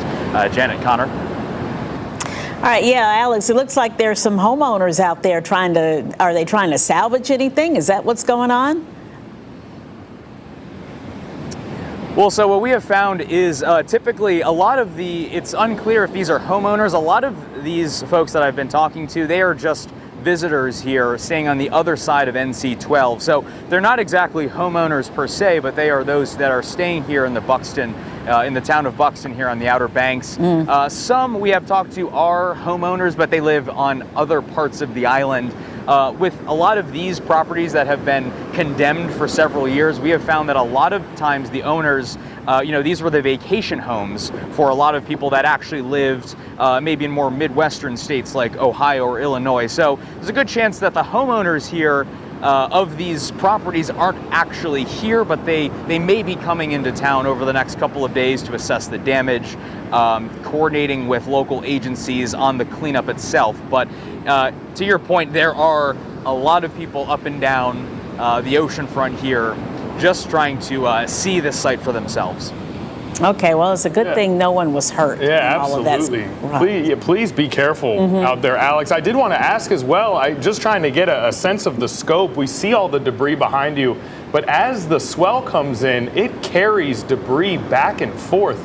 Has that debris made its way out into the water at all, or is it all just concentrated on the shoreline there? So the debris, you can see it. I'll have my photographer maybe pan over my left shoulder. You know, you can see that the houses are essentially being broken down into essentially what are just the wooden boards, right? So I know it's hard to imagine, but when the houses collapsed about an hour and a half ago, they came into the water essentially intact. And what the waves have done is essentially break them up into the wood boards that you see scattered along the beach. So the boards keep getting pushed back and forth. I'm on a pretty safe spot. This is next to a house that is very much still standing and very much safe. And I chose this spot because in general, apart from a little bit of water overwash, there has not really been debris that has reached me, but it is starting to push into some of the canals that are essentially streets, but they are flooded over with sand. So, as you can see, beloved, those people, those 83s that live in this area, they are catching hell. They are catching hell. Things are not doing too well for them. They are losing their homes, their job. They are watching their favorite idol being murdered on TV because they uphold violence. They love and condone it. They like it. And sorrow is upon those people. More than 4 million Catholics are in the Archdiocese of LA, and today we're hearing reaction from a few of them after Pope Leo weighed in on American politics for the first time since he was elected as Pope. NBC4's Alex Wazir joins us live from Hollywood with more on the comments and, of course, the reaction. Alex. The Pope touched on two very hot-button issues here in the United States, immigration and abortion, and what he says it really means to be pro-life. For the first time since he was elected, Pope Leo weighed in on American politics. They're very complex issues. The Pope responded to criticism after Chicago Cardinal Blase Supich offered Illinois Senator Dick Durbin a Lifetime Achievement Award for his work on immigration advocacy, despite the senator's longtime support for abortion rights. The Pope said he wasn't too familiar with the controversy, but he pushed back on pro-life Catholics who opposed the honor. Someone who says that I'm against abortion, but I'm in agreement with the inhuman treatment of immigrants or in the United States. I don't know if that's pro-life. Today, Southern California Catholics responded to the Pope's comments. You can't compare the inhumane treatment of immigrants with the pro-life situation. If you respect life, I mean you respect it from conception to death. Mary Rose Short is with California Right to Life. His overarching statement that we have to respect the dignity of all human beings, that's completely true. But the fact that a nation can enforce its laws is also church teaching.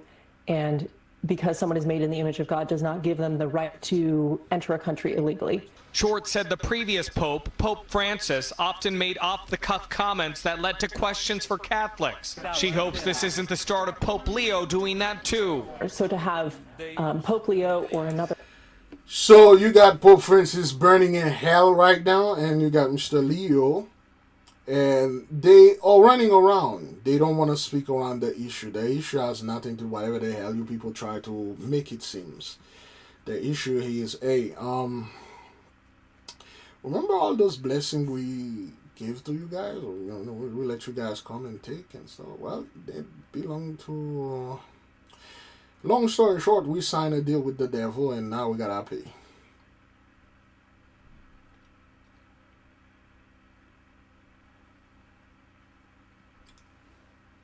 The story and the truth is, the people you've been brutalized, raped, robbed, murdered, and enslaved are the true children of the Most High God Almighty. They are the children of the Bible, the Israelites of the Bible.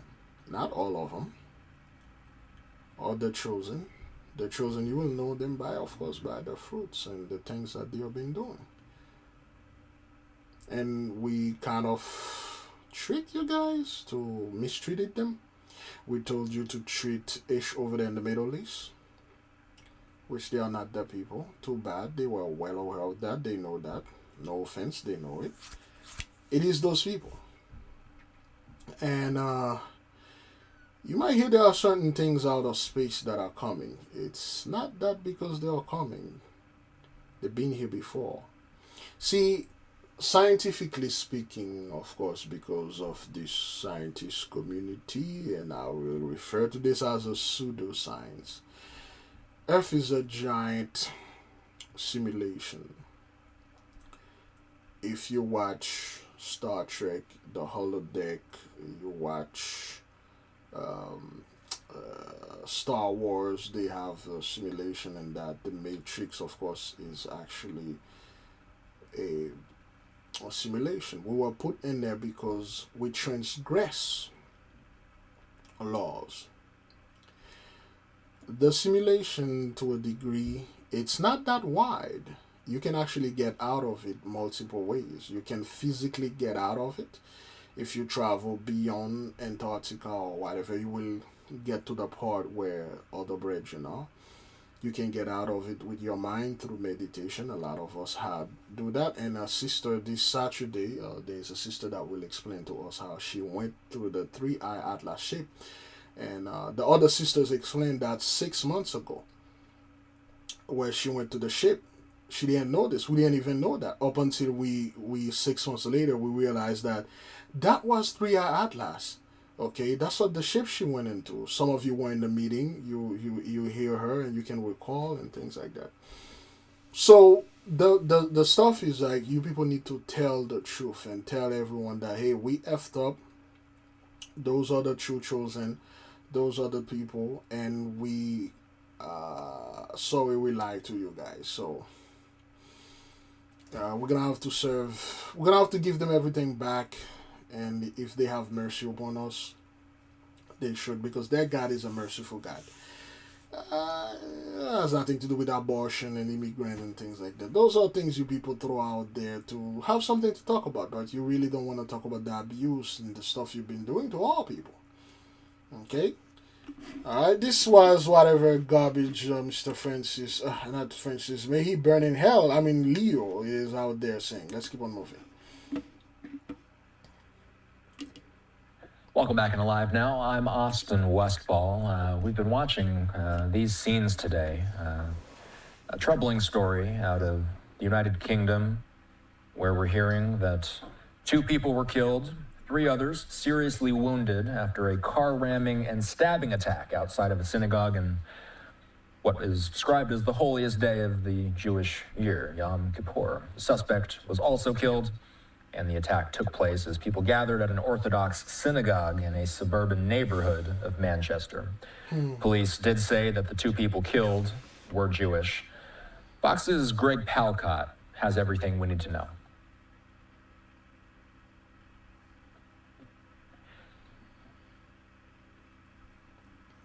Oh, there's no sound in there. At least not yet. Individual committed a terrorist attack. So, and again, beloved, when you watch those people, let's detach ourselves of being human being, of being either an observant, an outside observant.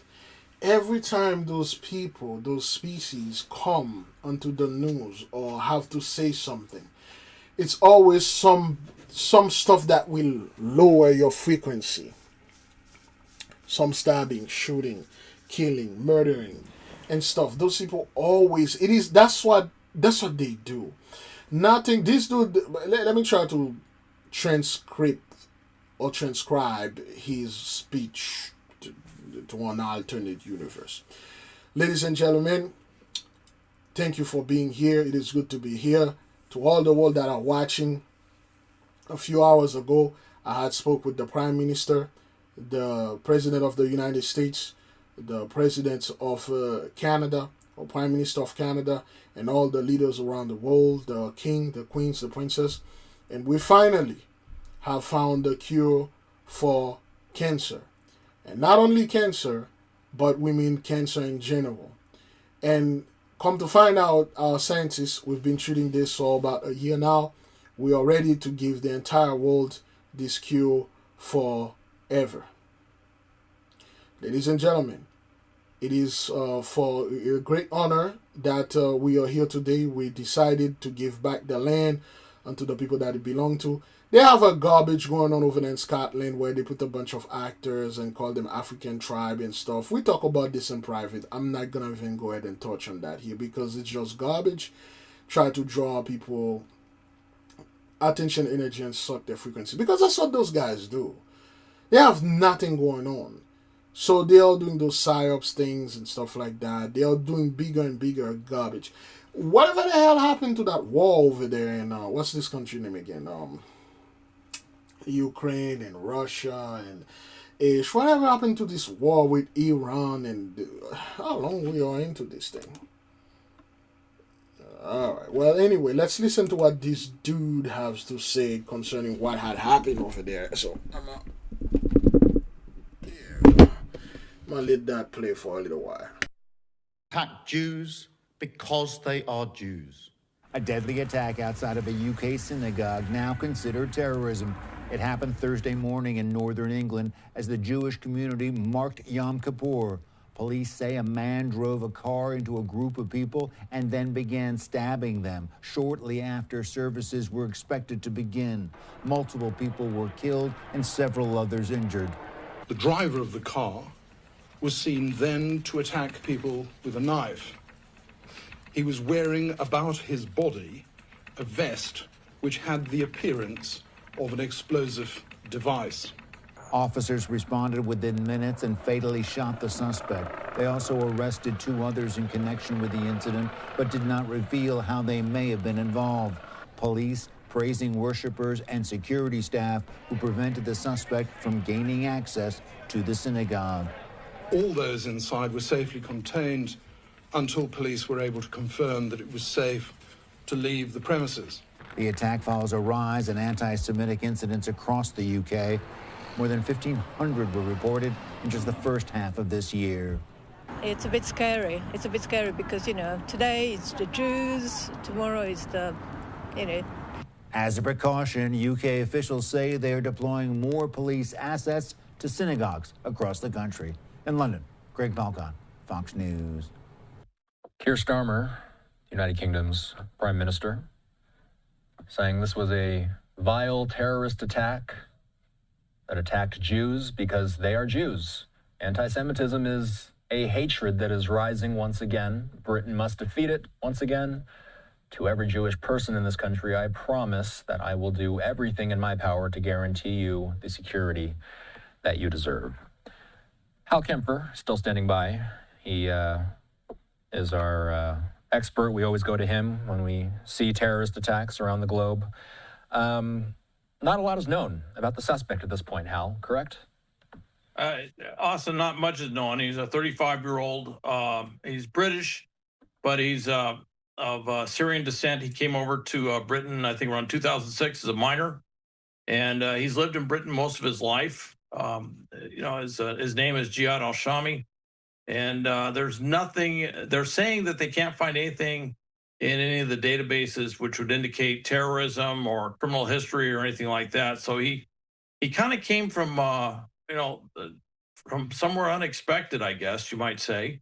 One thing I would say is that they also arrested 2 men and an older woman as somehow associated with them, maybe supporters, had been collaborators with them. And that may have been why they were so quick to say that this is terrorism, because it started meeting all the critical components of a terrorist attack. Of course, the target being one, going after a synagogue, a Jewish facility, someplace that would be normally associated with, certain ideological motives for terrorism, anti-Semitism underlying it all, but also a number of other groups, for example, ISIS and others that might, and certainly Hamas would definitely attack such a facility. So there's that, but there's obviously enough there that. Anyway, man, this has played out. Developing right now, investigators are trying to figure out what went wrong after two regional jets collided on a runway at LaGuardia Airport. That's right. One plane was arriving while another was taxiing when the jets clipped around 10 last night. Eyewitness News reporter Phil Tate is live at LaGuardia with the latest for us. Phil. Yeah, Tanya, Pedro, good morning. A scary scene just minutes before 10 last night, and that's as Delta confirms that two of their jets had collided at low speed. Now, we do know that one of those flights was taxiing for departure when the wing of that flight had unfortunately hit that other aircraft that was just trying to make its way to the gate. Let's get straight to some video right now following this low-speed collision, as about 90-plus people were on both aircrafts. Now, you can see some of that visible damage left behind to one of those aircrafts caught on cell phone video. Passengers on both flights were deplaned and they were bused back to the terminal.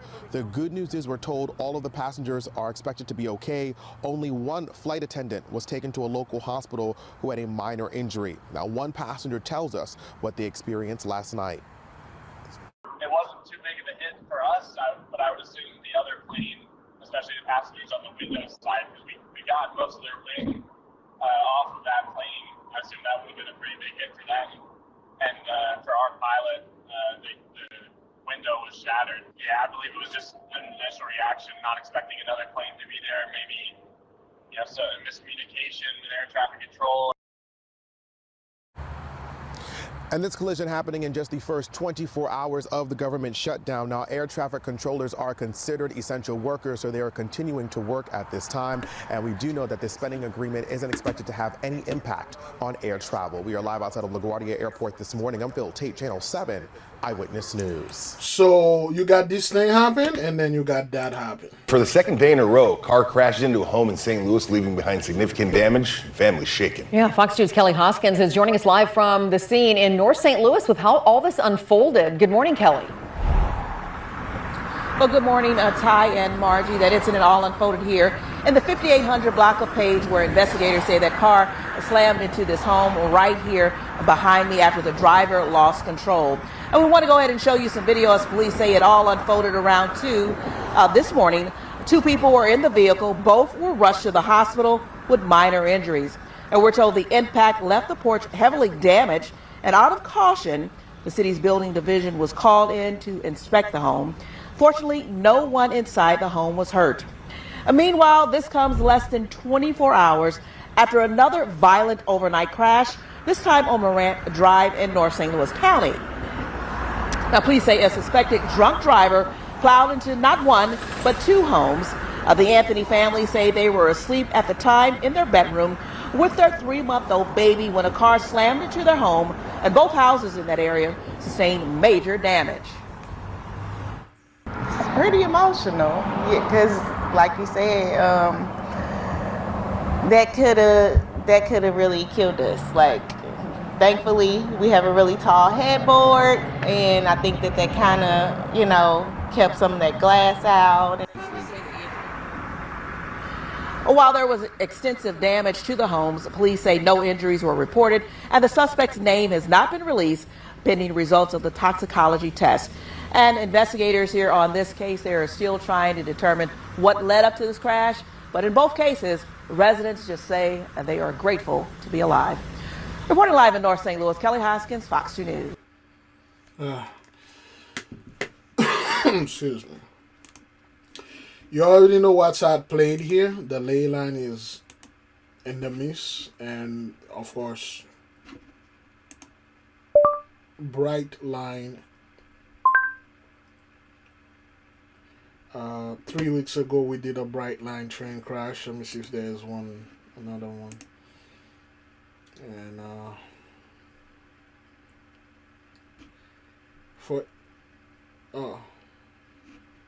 no, that's not a crash. I should have put bright line crash. Like a bright line train crash. Yeah, there's one, a little old lady that came in.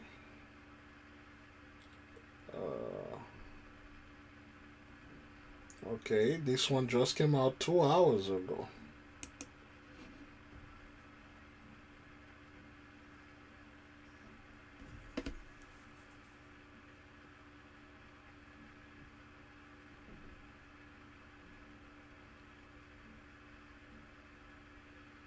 Ooh.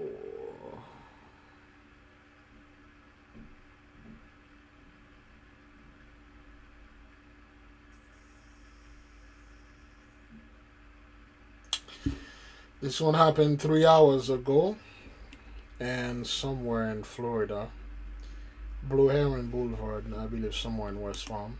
3 hours ago, accident because of bright line train and stuff like that. So, oh, that's the person that died. She was 83 years old. Okay, you can't make this up. All right, let's watch this.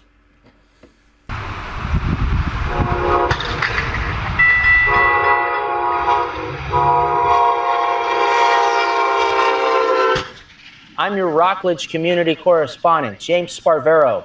Since Monday, when I received this terrifying video of a driver going through a railroad crossing arm into the path of a bright line train and dying when her car exploded, many continue to ask why Eleonora Mitchell did that. Her family just gave me these pictures of the 83-year-old, and they tell me she was still in great shape. In fact, they told me last Friday Eleonora was on her way to Planet Fitness, just on the other side of US 1 from Meister Boulevard, where she worked out all the time. She was much active than I am. She really was. In her Rockledge neighborhood, I also met Eleonora's close friend, Dorothy Shaw. Like Eleonora's family, Dorothy also dismisses any theory of suicide. I've asked police for its investigative report of the crash, which might answer these questions, but records told me it's not available. Dorothy and Eleonora's family think something medically related may have happened to her. She was in good shape to me. Good enough shape to be driving? Yes, yes.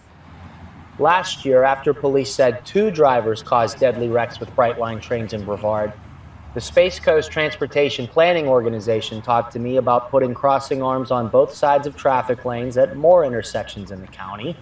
This is the complete list of where those improvements are expected to be made in the next couple of years. Let me go ahead and explain to you what happened here.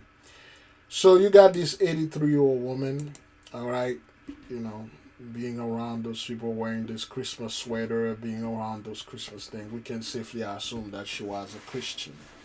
She was 83 years old.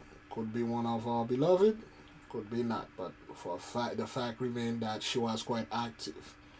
And people always said, well, he go to the gym all the time, she goes to the gym, she eat a healthy diet and things like that.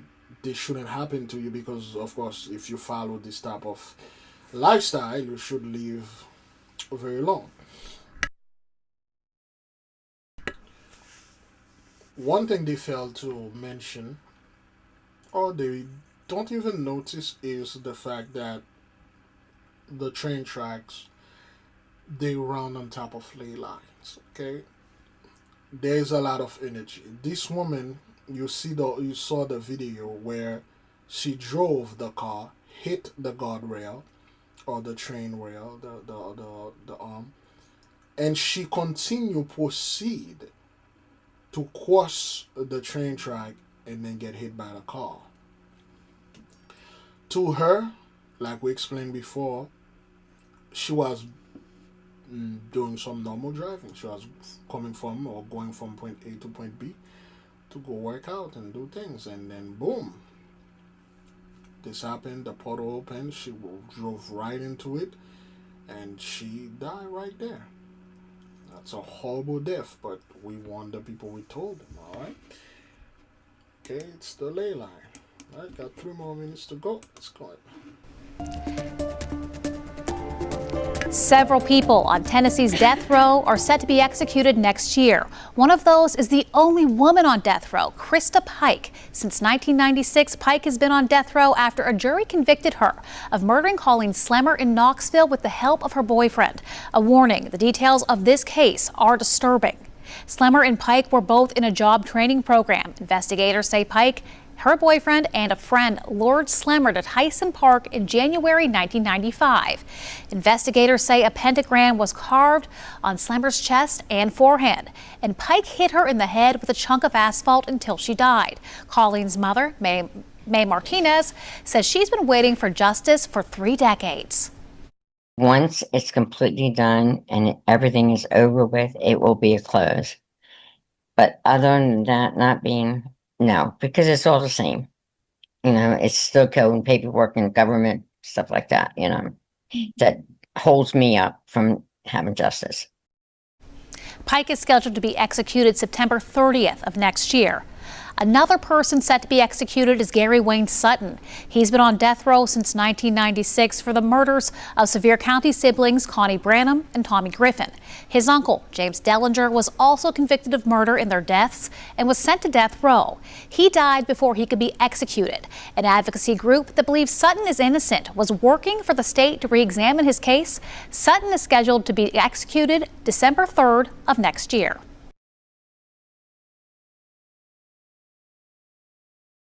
Now, why am I playing this? Well, the reason is it's just those people are dying. Some of them, can't even, excuse me, reach the whatever the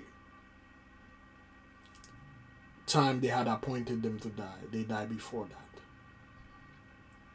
And this was in the state of Tennessee, I believe. There are so many other stuff that is happening out there, and they are not bringing them to the forefront. There's so much going on. There's a couple more videos. Let me see if I can. This one. Okay. Is there a problem with tourism in Thailand right now? Absolutely. Really? Yes. What do you think the problem is? Well, what do you think? The tourism is very easy. Some of Europeans that don't like Russian. Some of the people don't like Chinese. Some people don't like India. And that is too much. How many guests here right now? 2 rooms. 2 rooms out of how many? 20. Out of 20. And I think that's indicative of all the resorts in Kanom right now. Yes. So you're talking about a 10% occupancy. Yes. Hey, Bruce, you're the manager, right? Yeah. Which nationality is the most difficult tourist? Oh. Chinese? Mostly Israeli. Difficult. They want everything for free. Free. Israel or India? Israel. Really? Ish used to things like that. Ish used to. Hey man, he's not the plane. One time, I think I told the story before. I was at work. I was in 2009. I was doing security at the beach, and I had a beater. It was a 1997 Ford Crown Victoria. It was a gray car. It was a yellow car. Let me see if I can get the picture. 1997 Crown Victoria. They stopped making Crown Victoria, man. You know. Let's put yellow cab.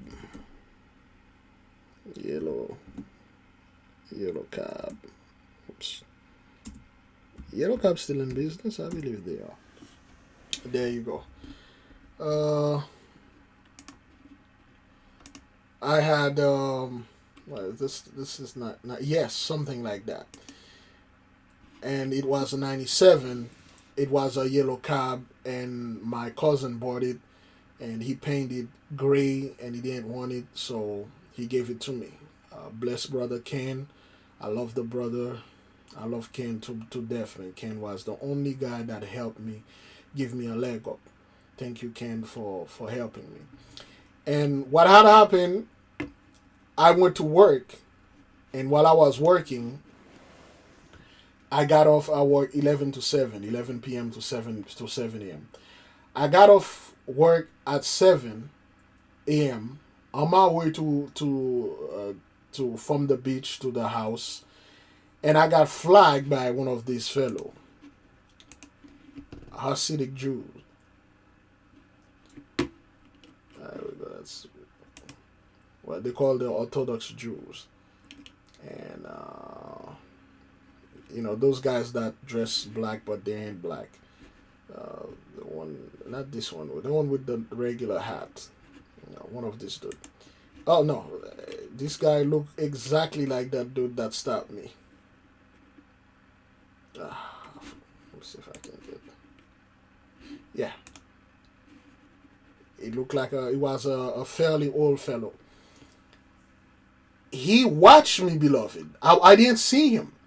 I get in my car, got off work, I say hello and goodbye to everyone, good morning, 7 a.m., and I say good night to the people that I work overnight. So I get in my car, and I was trying to drive home, and the guy followed me. He's like, yeah, and then I stop. I'm like, did I run over something? And I'm like, man, I just got off, I just get into college, I got this beat up car, did I run something? And the dude came in, he opened my door. He opened the passenger door. He's just getting inside the car. He said, drop me over there and whatever. And the guy looked like, he looked like a homeless guy. And like, yo, sir, I can't drive you because I'm going home. Say, no, drive. Well, I see where you're going. And then he say, if I ask you before you get in the car, you would have given me another direction. Now I know where you're going. Go drive. And I didn't want to argue with the guy, so I just drive with him. He say, man, I wanted a ride there. The bus is so expensive. How much the bus was? 75 cents, 50 cents. That was back in 2009. And then he made me, I drive the guy all the way to his house, I believe. And I drop him there. And I never really pay attention to that. I'm like, man, those Jews guys, they really, and they like free things. And I thought that was a random behavior. I find out a lot of research I did that those guys want everything for free. Just like this dude just said here. Yeah. Israeli?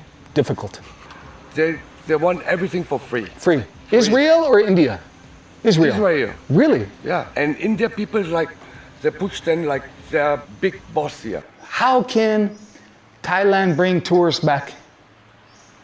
We have no idea. And we don't know when will that happen. Are the people concerned? Yes. Everyone. Their economy, their livelihood. Yes. This is called The Scene. So I'm just going to stop here. This guy channel name is the Borderless Office, okay? So what happened is, beloved, it's not like the people cannot afford this. It's because the people are no more. Beloved, a lot of people are dying out there, man. It's the same thing that they did during the yakety yak that happened in 2020. Oh, everybody stay home. No one want to work. Everybody stay home. Come to find out a lot of people were.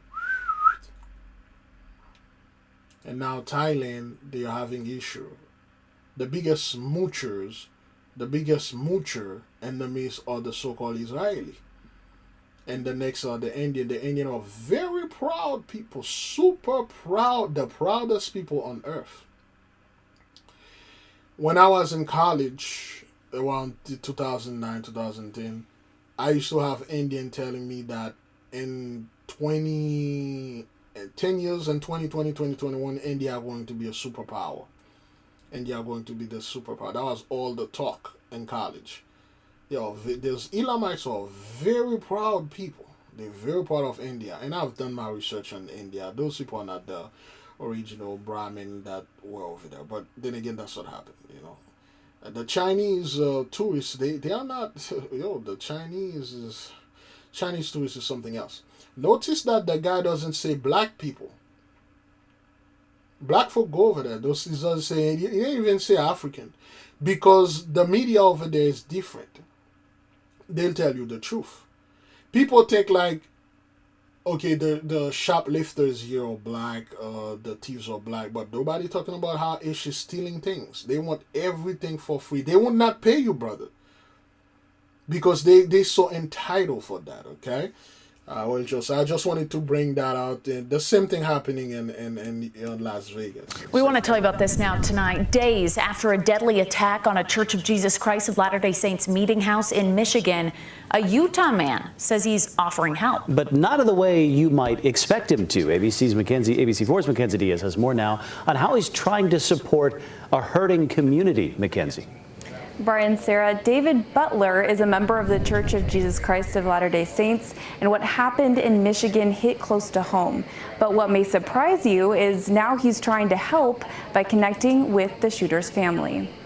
I'm sick thinking of this tragedy and the violence permeating our country. David Butler is reading the comments after he did something you might find difficult. I am looking at Twitter and I see somebody else's tweet and it says something like, man, we ought to think about the family of the shooter. That shooter, Thomas Sanford, drove his truck into a Church of Jesus Christ of Latter-day Saints building, opened fire, and set the building on fire, killing 4 and injuring 8. He died in a shootout with police. But his wife didn't do it, and his kid didn't do it, and like suddenly they're alone. That realization pushed Butler, a podcast host, to take action. Other victims had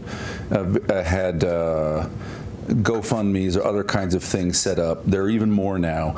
There was nothing for the Sanford family. With no connection to the Sanford family, he felt compelled to help them, rooted in his faith. The Epistle of James says that it is pure religion and undefiled to care for the widows and the orphans. Utah State University religious studies professor Patrick Mee. When they're talking about the widows and the orphans, they're talking about the Israelites, because we were the widows and the orphan, but you didn't. Suddenly now there's a cry to help the wife and the kids. Whenever something, well, the body, somebody that look like us, or our men did, you go after the wife, you go after the mothers. How many times he beat you? I mean, we all see the video of Sir Sean Combs beating that woman. He beat you like that, right?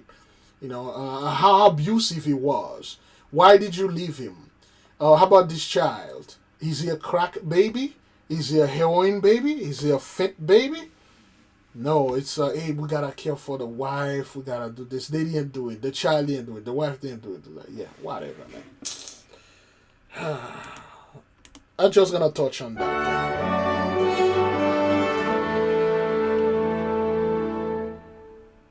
Imagine cooking dinner for the 800 best chefs in the world. This was the challenge facing President Trump and Secretary of Defense Hegseth when they summoned the nation's top 800 generals and admirals to Quantico on Tuesday. They were delivering a speech to an audience whose collective expertise in leadership, motivation, and managing large institutions probably exceeds 10,000 years. Every person in that audience knows the difference between words that earn commitment and words that demand compliance. They've delivered and been moved by words that inspire people to risk their lives. There has perhaps never been an instance where so many people were so expert in the very techniques being used to move them. They know, for example, that what a leader demonstrates must match what that leader demands. The Secretary of Defense called for authenticity and rejection of performance, but the event itself was a mandatory performance. Fly across the world at enormous expense and time away from posts and be asked to applaud on cue. Did they see a disconnect? They are expert in distinguishing real threats from noise, having engaged in actual war and fought terrorists. Did they accept President Trump's claim that radical left Democrats in American cities are on par with the foes these warriors face or prepare for every day? They are experts at judging whether the game is worth the candle, whether an activity's potential rewards justify the time, effort, and cost. Did the gathering, where no decisions were made, no input requested, no problem solved, justify the trip? Or could it have been a memo? How did they weigh the priority for theater against their time, safety, and duty to the Constitution? Get to some breaking news right now. This is in New York City, the Bronx neighborhood. Possible gas explosion in Mott Haven. Let's dip into the live coverage happening from NBC New York and listen in on Live Impact News on WCNC Plus. So what are the NYPD and other agencies doing? We want to point So out right this now. is the building that exploded over there in the Bronx. We know what happened. We already know the ley line and things. Then again, let me see how long we are into this thing. We're good. Putting the link. Oh boy, I can't do that live. I thought I could have done it. But beloved, you just watch this. You just watch this, and I will leave you with peace. I will leave you with love. I'll say shalom. And oh no, I got one more thing that I need to do here. Oh boy, what was it? Uh-oh. Give me a second. I gotta go get it. Again, this is the beloved sister. She has the book, and she wrote the book. And to the nation, you can go ahead. There we go. Oops. All right. The Secret Place of Thunders by SK Priestess. So, and the book is there. You can go ahead and get it. The link is in the description. Oops. Oh, here we go. Oh, there we go. The link is in the description. You can go ahead and get the book. All right. You can get this book, and also you can get oh boy, what is this thing again? You can get our book and send an email for your Michael Pentacle. They are pricey. Make sure you're on measure.